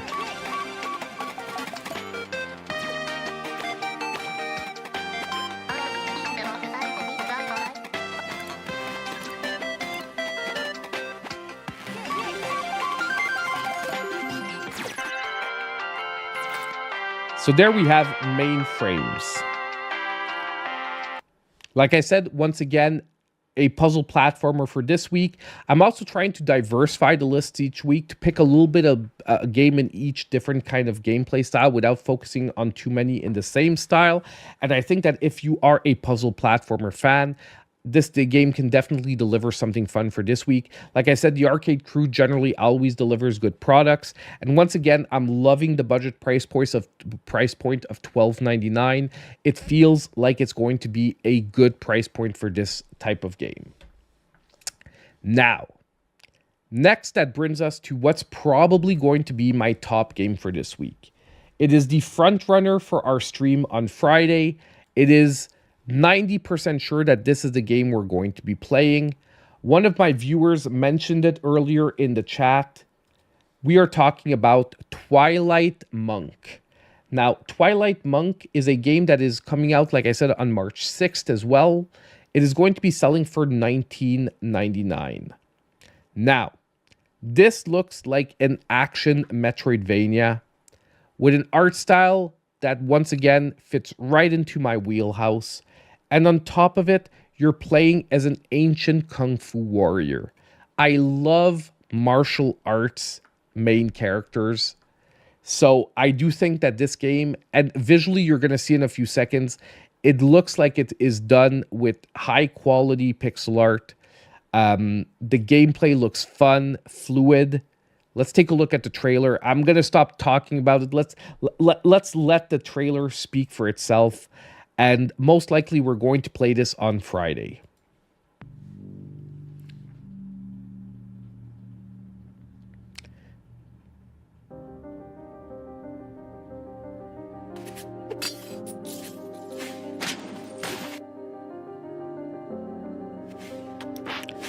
So I personally am not familiar with the Twilight Monk book series, but it is definitely one that depending on how good the game turns out to be, maybe one I'm going to check out. I love the whole dynamic of an overworld map as well with different levels.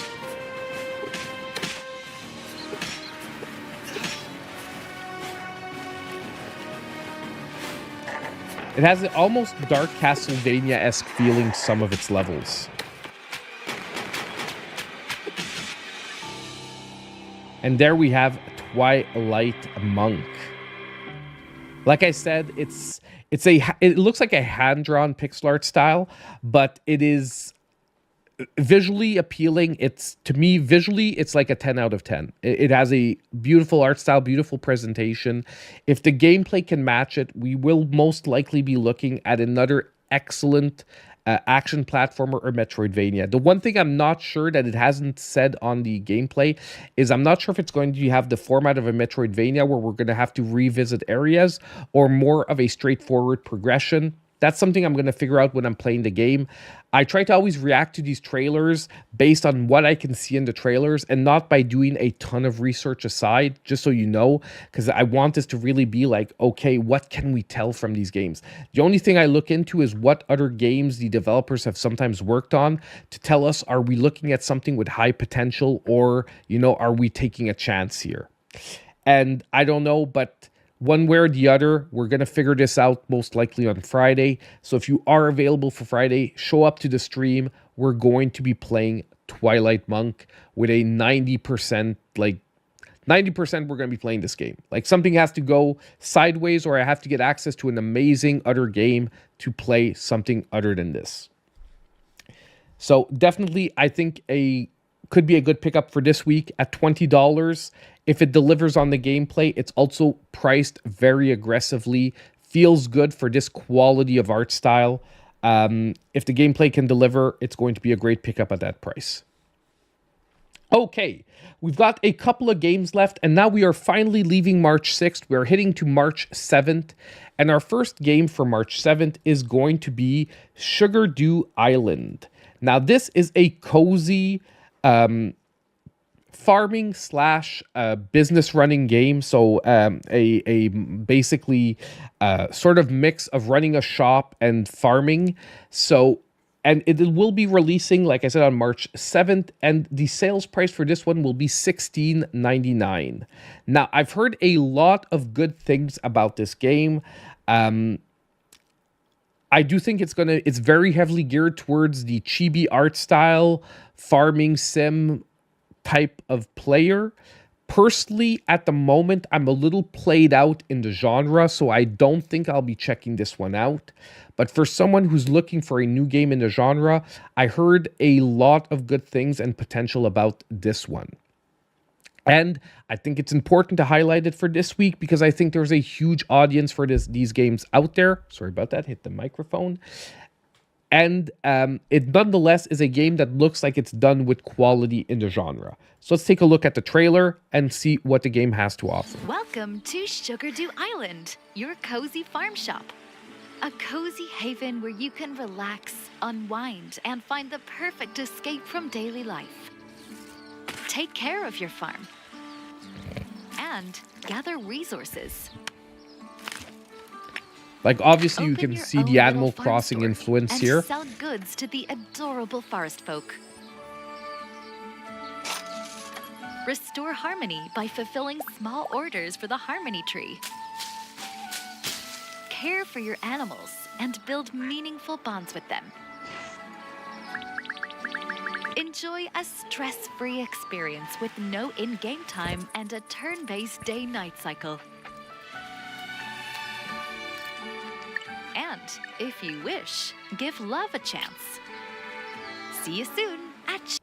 Oh yes, there's even relationship building. So, I mean, it's gonna be one of those games that if you're into the genre, I think it's going to be a quality offering. At $16.99, it also puts it up at a pretty decent price, because a lot of these different farming sims, the companies try to sell them at like way too much, and when you're competing against something like Stardew Valley, like you really have to either be offering something completely new or you have to be at a competitive price point. This one is. So if you're into the genre, I think it's going to be an interesting pickup for this week. Once again, you can maybe wait for a review or two to just see how deep the gameplay gets and it doesn't become too repetitive and simplistic. But that might be the only pitfall here that you have to watch out for. If not, I think it's going to be a significant pickup for this week for anyone into the genre. Now, last and definitely not least for our list, we have Eurogun. Now, Eurogun is a twin-stick action game where you basically it's a mech game as well. You're basically piloting a mech, and I've got to say, for the twin-stick shooter genre, the top-down genre, this one has me pretty interested. Unfortunately, not enough to unseat the other games that I mentioned that are on my high list for this week, but definitely one that I think nonetheless should be checked out, especially if you're into the action twin-stick shooter genre. And rather than the pixel art game that you saw earlier, you're looking for a more high visual game. I think this one could be a very interesting pickup for this week. Now let's take a look at the gameplay and see what we're dealing with. Oh, by the way, sorry, my bad, I just forgot. This one's selling also for $9.99. Once again, extremely competitive and aggressive price point.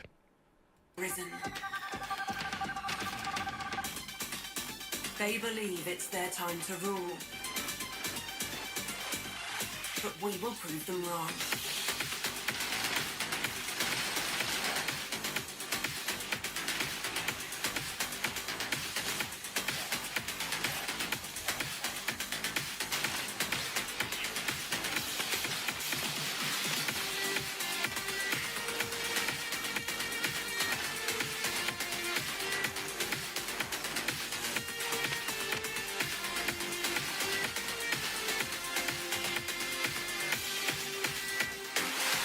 You will travel to every corner of this planet. You will grow faster and stronger. You will fight the corruption.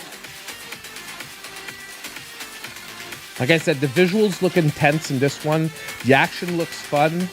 And I think that for a $10 twin-stick shooter, this one looks like it could have some potential to be a pretty fun game for this week, especially if someone's looking for a game to jump into quickly and have a little bit of fun without the gameplay getting too deep and too intense. I still think there's going to be a decent level of challenge here, but I don't think it's a game that you're going to have to maybe invest hundreds of hours into to get a good outcome. Now, as promised, I also have one last thing to discuss with you guys, and this is the game that I think you need to be wary of for this week.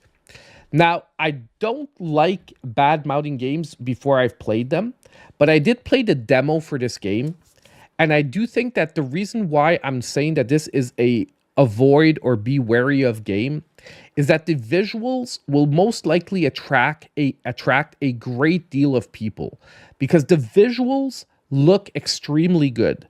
But when I played the demo, I just want to say maybe they've updated the game and it changed from the demo. The controls were very floaty, not pleasant, and the gameplay was very buggy and glitchy. And that is Morkal Ragast's Rage. Now, there is a demo available on the eShop. You can download it and play it for yourself, or you can wait for a review. But this game, just to tell you, we're going back to March 6th. It is also releasing on March 6th, and it'll be selling for $17.99. They've also made a physical version of this game. And I just want to warn, like I said, visually, this game is going to look extremely appealing. It is the gameplay that worries me here. Let's take a look at the trailer and you'll understand. It is a Metroidvania done with a hand-drawn art style.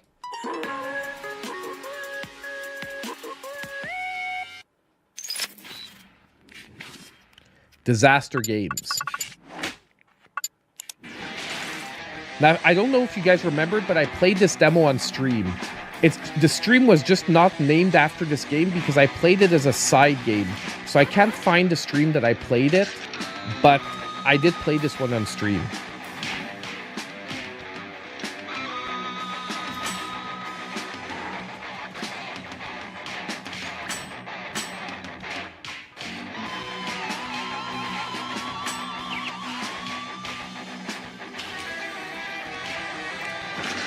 But you understand why I'm saying that I wanted to mention this game for this week? Because if you look at the visuals, they look extremely appealing. They look very Hollow Knight influenced. And I don't want anyone to get caught up in that, buy the game, and then be extremely disappointed. So that's why I'm taking the time to do an avoid or be wary. Now, like I said, I do want to be fair with the developer though. They could have fixed the bugs and the problems with the gameplay. So if you are looking at this game, before taking my word for it, because I haven't played the final product, I want to repeat that. I have not played the final game. Wait for a review definitely for this one before dropping your cash. I'm pretty sure someone's going to be reviewing the game. I do know there are review codes out there available. Wait for a review. If they fix the gameplay, it could be a very interesting pickup. But if the gameplay is like it was when we streamed it, personally, this would be a pass for me. There are so many better Metroidvanias, especially at the around $20 price point of this one being at $17.99, that I would definitely invest in one of those other games before this one. Okay? So that is pretty much it for this week's new Nintendo Switch games.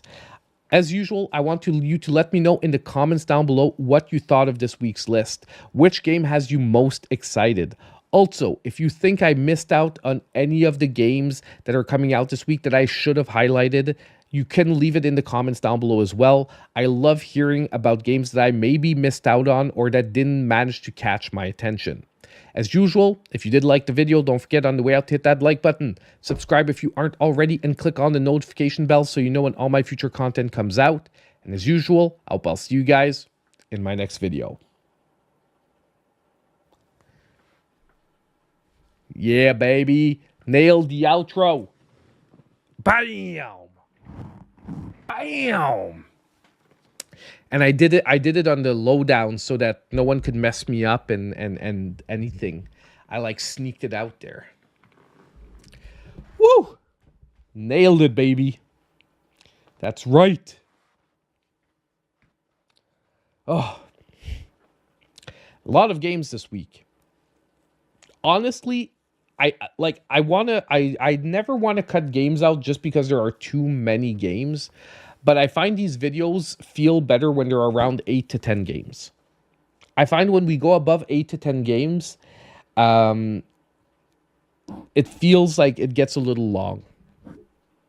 But at the same time, you know, I don't want to cut out a game that looks interesting just because I have too many games one week. And at the same time, just to be honest, these aren't even half the games coming out on the Switch this week. Like, there's so many games that like look trashy and so many visual novels. And okay, I'm not saying visual novels are trashy. It's just like I can't cover visual novels in a video like this because visual novels are all about the story, and unless you play any individual visual novels, they always look beautiful, the characters always look interesting, the story always sounds interesting, but is the delivery going to be good? You have no idea ahead of time. So there's no way you can tell from like a Yeah, and that's the thing is a lot of the ones coming out now feel like trashy sort of romance novel, cheap knockoffs with like, waifus, like anime waifus. Like not quality ones like house like the house in Fata Morgana, you know what I mean? Like that, like when one like that comes out, I'm gonna mention it because it's a known property. I know it's quality, I know it's gonna be good. But the ones like this week, it's like maybe one of them is good or two of them are good, but no way to know ahead of time. Visual novels can be fun from time to time. I like when they mix in, like I like the Telltale ones, like the when they did the Batman, where it mixes in, like, you know what I mean, like the whole, like, it's not just frames. It mixes in like a more like it feels like you're watching a movie more than a novel.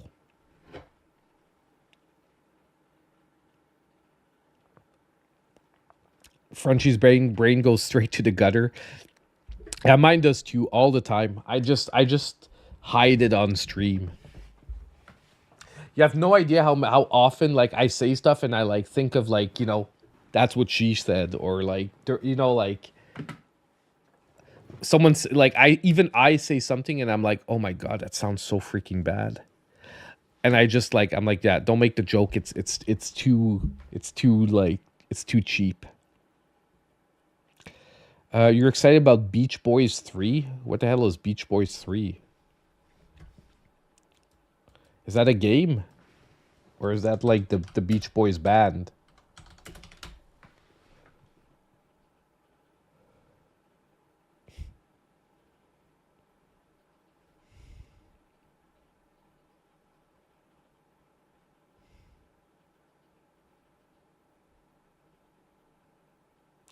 Is this like... It's like, this is like like I know what the Beach Boys are, but it's a game. There's a game called Beach Boys 3 on Switch.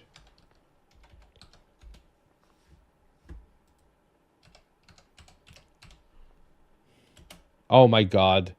Yeah, no way. No way. Yeah, no, I'm not showing that. Like, I had to search it up on... I wanted to search it up on, like... Because by the title, when you told me it's a game, I'm like, yeah. No way. Okay, well, wait, I can maybe show, like, the... I can show the... the awesome landing page of the Nintendo Switch. Yeah, yeah. Oh, yeah, this looks good. This looks amazing. Beach Boys 3, Zodiac Signs, Love and Horoscope Dating. I mean, yeah, this is exactly my kind of game. Love it. And I love how it's 60% off upon release. I love how it's 60% off because, like, okay, some games, they do that just to get, like, people to try it, but when a visual novel starts at 60% off, it's because that's what it's worth. And it's probably not even worth $8, to be totally honest. And is this Canadian? Yeah, this is Canadian. So in the US, it's probably like $5, something like that. Like, it's probably 15 at full price, and it's probably like around $5 because by default my store opens in Canada. Yeah, they would need to pay me to play it. If they want to sponsor me and pay me money, I'll play the game on stream. Dude, do you know how funny it would be, like, to play this game on stream? Like, I know, like, if I would play it just like for shits and giggles. You know what I mean? Oh my god. Look at... Why are his nipples so pink? Like, does it throw anyone else off that his nipples are so pink? Like, whose nipples are this pink? They're like neons.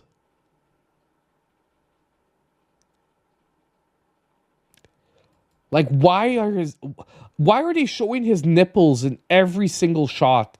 Like, even this is hiding his face, but they show his nipples. Why are the nipples so pink? Dude, why are these guys all like, seriously? It's like they iced their nipples like before each one of these shots. Oh, no nipples in this one. Dude, again. Like, the nipples actually, like, ruin it for me.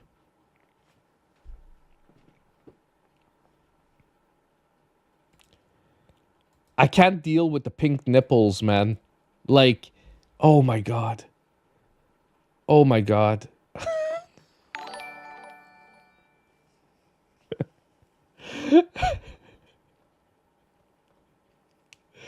No, Frenchie mom, I can't do it.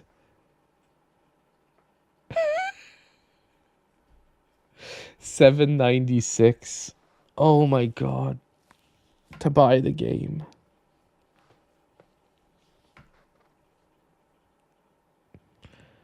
Oh no, guys.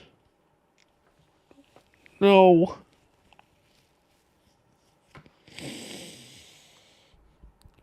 Oh my god. Not for real. Like, do I really have to buy it? Like, is that really, do I really have to buy it?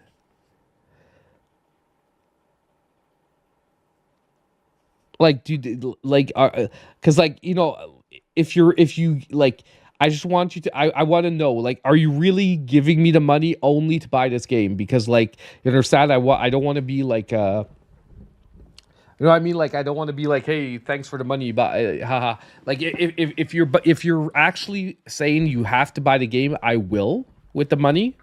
But are you saying like I have to buy it? Or can I keep it, you know, like for a good game?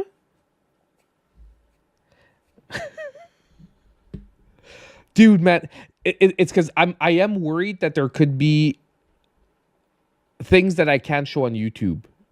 Do you understand? That's the one thing I am worried about. Like, I'd be okay with playing the game if I know there was no, because there is a partial nudity warning. Okay, if partial nudity means chest, we're good. That's what I'm worried about. That's actually what I'm most worried about. Because if they show ass, or, you know, if they show ass or meat, we're in trouble. Oh, did you guys see the I love this. Hold on. How can I find it?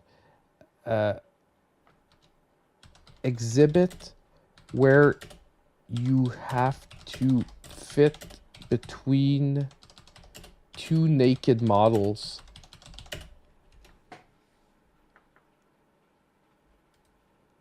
Wait. I have to hold on. I think we're okay. Yeah. Oh yeah. Okay. I like, you don't see anything. It's good. I can show this image. Okay. Did you guys see this? There's this exhibit in London or in England where to enter the exhibit, you have to fit between these two nude models. Okay? Like, to enter the place, you see, like, the dude that wants to enter the exhibit, he has to walk in between the two nude models, okay, to enter the exhibit. The funniest thing I ever saw yesterday was people arguing on Twitter if it was gayer to go butt to meat or meat to meat. And man, I was reading the replies of people trying to, like, logically think through if they should be going like meat to meat, where you have to go face to face with the dude, or if you go butt to meat. And they were trying to, like, yeah, but I get it. But you know what I mean? The funny part wasn't the actual thing. It was how people were going, like they were going so deep into the explanations of which one was better that it was like, what the fudge? Crossing swords is worse? You think? I think the weird thing is you have to look the dude in the eyes as you walk by. Like, there's no way your eyes don't cross, right?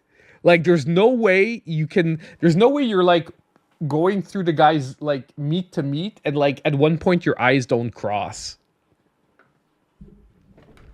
And to me, that was like the freaking like, I was like,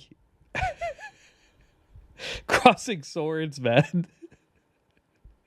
You don't know the threesome rules, man? A threesome, when it's 2 guys and a girl, it's rule number 1, never cross swords. Never cross the streams, dudes. Never cross the streams.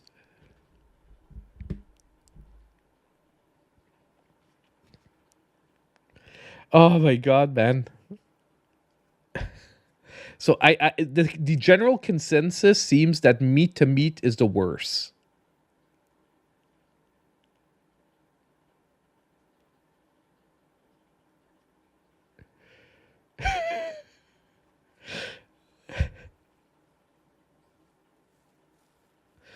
But anyway, it just like I just loved it, and you can check it out. I'm sure if you search it up on Twitter, you can see. But the funniest part is to reading the actual like justifications. Like people are like psychoanalyzing like which is actually worse. Dude, like honestly, I would just like, I don't know. It's art. It's supposed to be art, dude. Why are they nude? It's art. That's the answer, you know? It's art. Is there a good reason? Most likely not. Because their vision is to be as weird as they can be.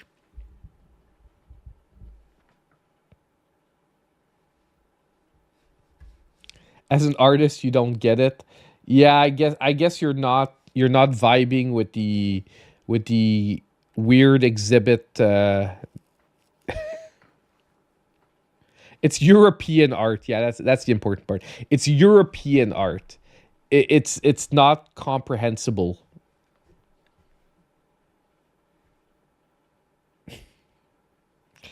Oh my god, man. Anyway, when I was reading that yesterday, dude, I was laughing. I think I laughed for like 45 minutes straight. Like every reply that I would read would I'm like, okay, you know, it can't get dumber than this. Then I would read the next reply and I'm like, oh my god, man, it's even dumber.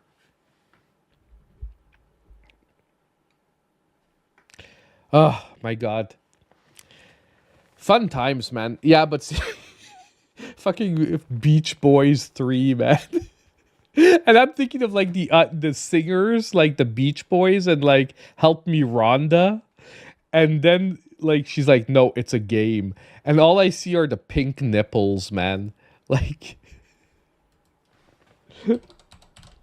are all the other Beach Boy games like that too? Oh my god. Wait a second. Oh my god. I found like the female, the dude version.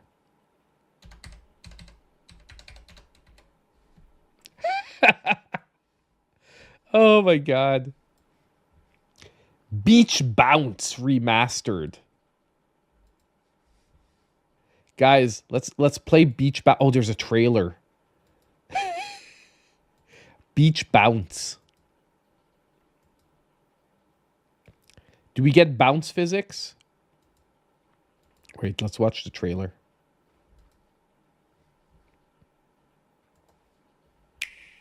Like, let's hope the stream doesn't get actually banned, right? Take a chance, do it all for love and no regrets. The only comfort is that all the other staff seem to... hold on. You're going too quick there. Seem to be beautiful young women. It's not a... It's not a completely wasted summer. Up ahead, there's an open door and gotta find what I'm looking for. Dude. My wife would be zero worried about any of this. Because she knows that, like, I don't give a, like... honestly, like, I really don't give a crap.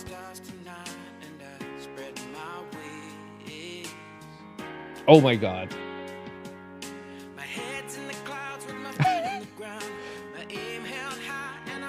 Are they going to transition her into underwear as well?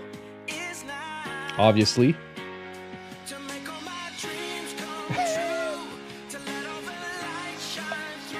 I feel weird for people, like, because there's people that are actually buying this game for this, you know? It's fine. Like, everyone, like, you're into what you're into. Like, no shame in this. I'm just like,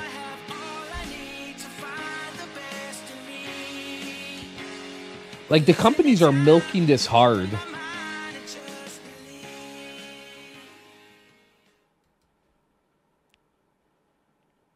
Like, you realize we saw zero gameplay. We have no idea how, like what the game is about. Is it just a visual novel?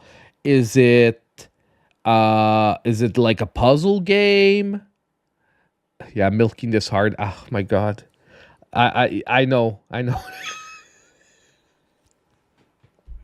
I told you guys, you can't beat me, man. I'm thinking of it already. I just was trying to not say it, but obviously Wildwood had to specify what that I. Oh my god.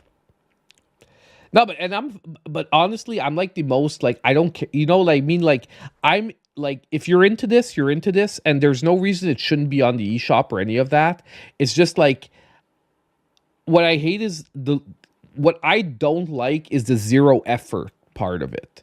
You know what I mean? It's like, if you want to make a game with attractive females about this, it's that at least make it a game. You know what I mean? Like, make it a game. Make it actually a quality game, at least. But, like, every week we're getting, like, dozens and dozens of these games where it's not even a game. Like, some of them are like puzzles that you have to put together. Like, because I look at them, I have to, every week I look at every game coming out. So I have to look at these games and I'm like, dude, who the hell, like, if you're going to pay for this, at least make it a good game. You know what I mean? Like, if the gameplay is good, like, okay, there used to be shoot 'em ups like this where you, there were shoot 'em ups, and if you, like, passed the level, the girl got, like, undressed. But at least the shoot 'em ups were good. You know what I mean? Like, the shoot 'em ups were actually good. More and more, it's just like whatever. Anyway, it's like, and I know beat 'em ups, like, talks a lot about this, how he's tired of it and whatnot, and you know, but I'm like, whatever. I don't mind. I wouldn't mind as much as long as the games actually looked like decent games.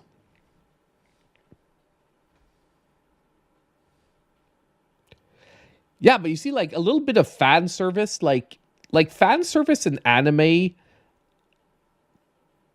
is like part of tradition, you know what I mean? And games, it's like the same thing. Like, when Samus takes off the suit, it's like, it's a tiny bit of fan service, and that is different than like when it's the main basis of the game.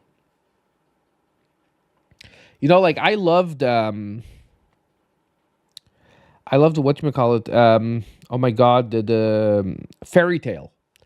Fairy Tail, the anime, one of my favorite animes of all time. There were tons of fan service, but the fan service, like, had a humor to it. You know what I mean? And it was like, it was done in a way, and it's like a tradition in Japanese anime to have these fan service moments of the attractive, like, female characters. But it wasn't done in, like, a stupid gooner way. You know what I mean? Like, the story and the anime was still good. Exactly. And that's the difference, is that if you have a good game with some fan service in it, I can respect the fact that it's a good game and it has the fan service, so who cares? But when, like, your game is, like, literally like a bad written story, like just for fun, I did try one of these and I was like, okay, never again. Because like the story was so badly written, you couldn't even follow what was happening.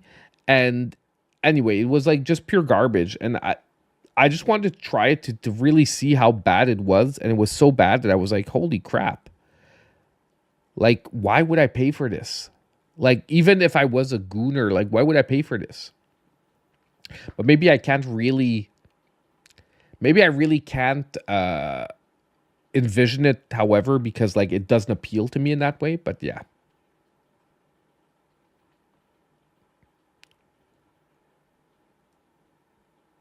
Well, in dating sims, I like to try to date everyone. Like, but to me, it's like it comes from like a gamer perspective of if I'm supposed to date if winning the game is dating the person, well, I want to win the game. You know what I mean? So I want to date everyone. Like when we were playing Potionomics, I wanted to riz everyone in the game. Because I basically wanted to riz everyone in the game. Because to me, rizzing the characters was winning. Because that's how you got the newer cards. And that's how you got the better cards for your deck. So it became like a game to like make sure I was rizzing everyone in the game.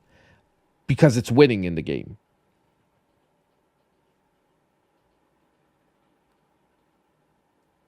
Oh, for Potionomics? Cool.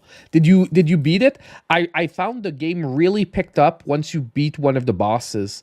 Like, it was fun, but I didn't get what the game was going for till you beat one of the bosses. When you finally beat one of the bosses, you realize how you can't fuck around. Sorry for saying it that way, but you can't fuck around in that game. If you waste too much time, the boss is going to kick your ass, and you have to restart from an earlier save and redo a huge part of the game.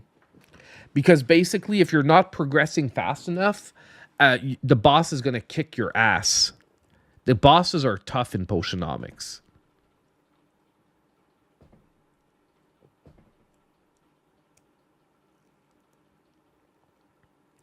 But yeah, it surprised me when I got to the first boss.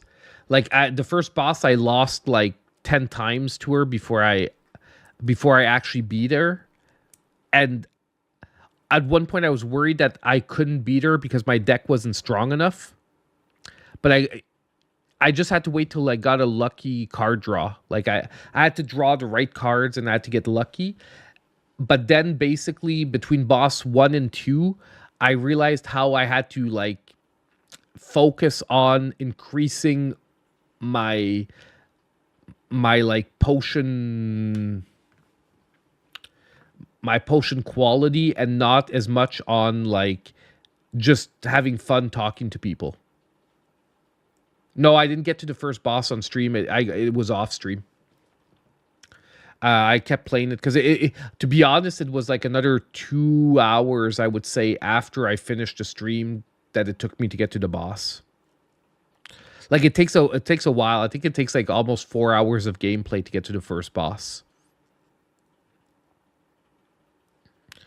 But yeah, it's basically when you're playing the game, have some fun with it, like talking to the people. And you need to talk to the people because that's how you get the better cards. But you're better focusing on like 2 or 3 of the people than trying to talk to everyone.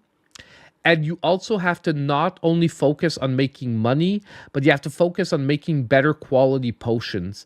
Because the way it works is when you get to the boss, they warn you ahead of time that the boss is coming up like in 3 days. Because basically you have a competition, okay, from the start, you know what the date of the competition is. And basically, the whole process is to get the highest quality potion before you get to the boss. So the thing is, as you make potions, you have to try to make them as high quality as possible. And when you make an absolutely amazing potion, you have to set it aside rather than sell it to make sure that you have it for the competition. And then basically when you get to the competition, you have to try to sell your top 3 potions for more money than the opponent. But if you don't have really good potions, you start with a mega deficit. Like your starting price, like my last potion when I was trying to sell it, my starting price was like 50 and the boss's starting price was like 75. So even if I played excellent, I had to like, because you have cards that you play from your deck to increase the price of your potions, with to haggle for increased prices of your potions. And I'll give you an example. On average, you'll be able to increase your potion by $15. Okay. Well, I had to increase it by 25. And that's without counting the fact that the boss would increase her price as well. So I basically had to increase like my last potion by like $35, which was like a perfect gameplay. Because you basically have to beat her on 2 out of 3 potions. And for sure, my second potion was like so bad that I couldn't beat her. There was no way. There was no way whatsoever. So basically, the whole thing is like, yes, you have to make money, but you have to make money to get ingredients to make the perfect potions.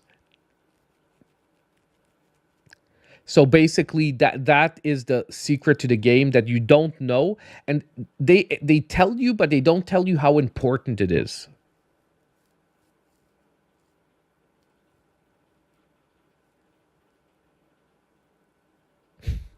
I would play hard to get. I don't want Sims to think I'm easy. I'm classy. Unlike Rick messing around with everything that moves. Dude, everyone deserves love. Everyone deserves love. The way I think about it is like, the more love I can give to everyone, the more I make their lives better. Because they get a part of Rick. You know what I mean? Like, they get to be with me. That's the way I see it. You know? And what better gift can I give than that? What better gift? Okay, I had to try to keep a straight face there while I was saying it.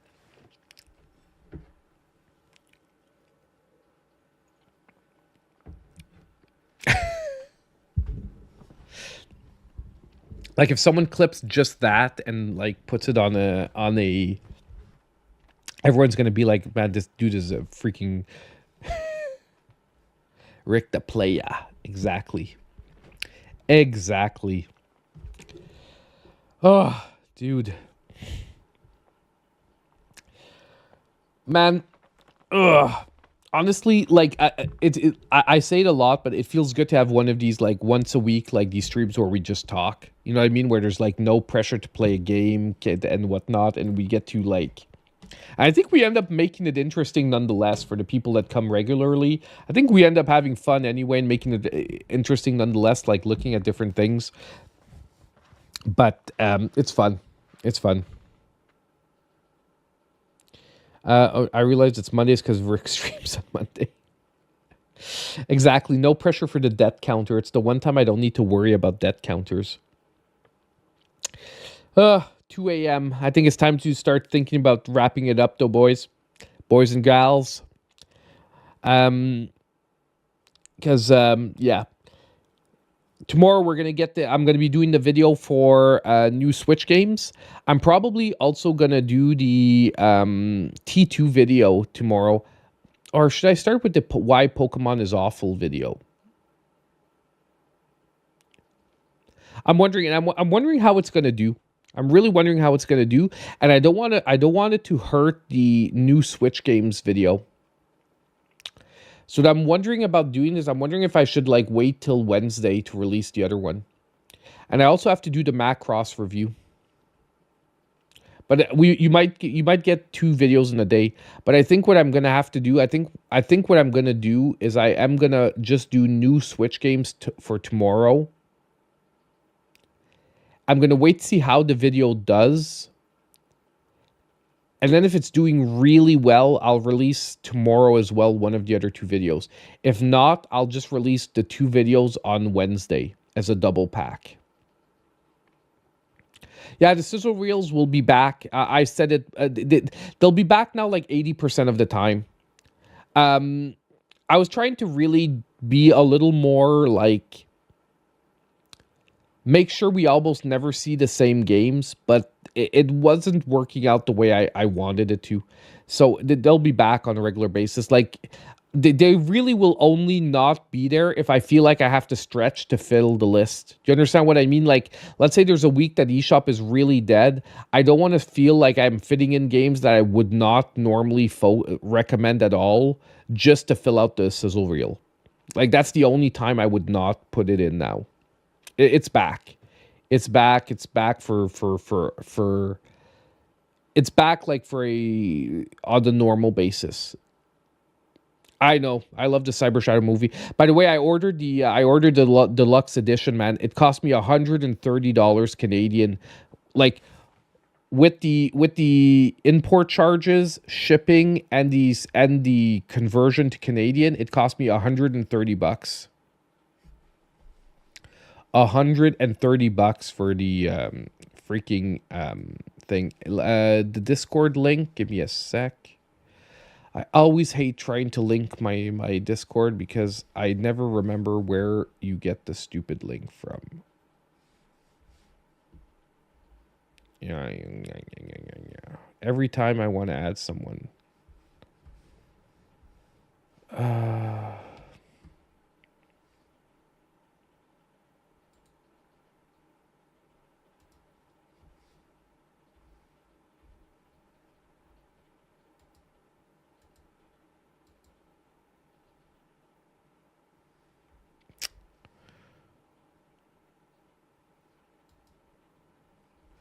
Okay, hold on. I want to see if it works. I don't think it will because last time it didn't. That's what I thought. Hold on, it's because I'm on freaking streamer mode. Give me a second. It's because I'm on streamer mode.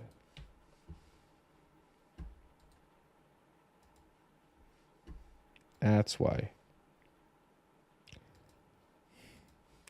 That's why I have trouble finding it. There. The link for the Discord is in the chat for whoever needed it.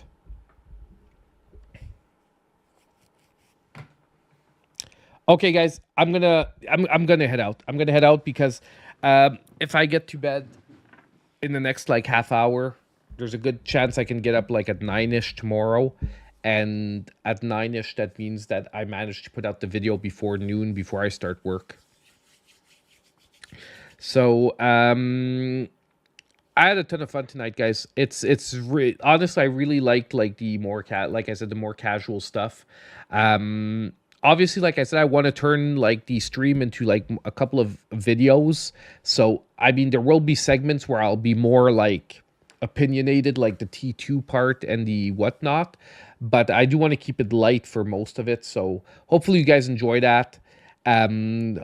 Hopefully you guys can get some laughs out of it. And as usual, thank you all for coming. Thank you so much for the donation, Frenchy Mom, man. That was amazing. And like I said, if you really want me to buy the game, I can. The one problem I have is I'm not sure we can play it on stream. And I don't want to play it before because I think it's going to ruin the impact of playing it. But, it is that's what I'm just worried that like if we get some nudity or something that like the stream gets like blocked or something, but thank you nonetheless. It was really appreciated. I hope you guys really enjoyed the stream, and as usual I hope I'll see you guys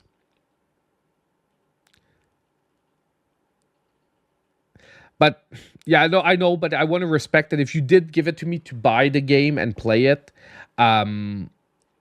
like, you know what I mean? Like, to me, stealing is a big word, but to me, it would feel like almost like I stole it if you gave it to me to buy the game and then I don't do it. It's rated teen, no nudity. Okay, if it is, I'll buy the game. We'll fit it into a stream. Okay, maybe not like tonight, maybe not on Friday, but I'll fit it into a stream. If there's no nudity, if you confirm that there's no nudity, I'll trust Squirrel that you confirm that there's no nudity. We're gonna play Beach Boys 3. Okay? We're gonna do a total like troll stream where we're gonna play it. Okay? We're gonna do a troll stream. It'll be over the next couple of weeks. Okay? So we'll do it. Okay, like I said, thank you all so much for showing up, and have a great evening. And as usual, I hope I'll see you guys in my next video. Have a great one, everyone.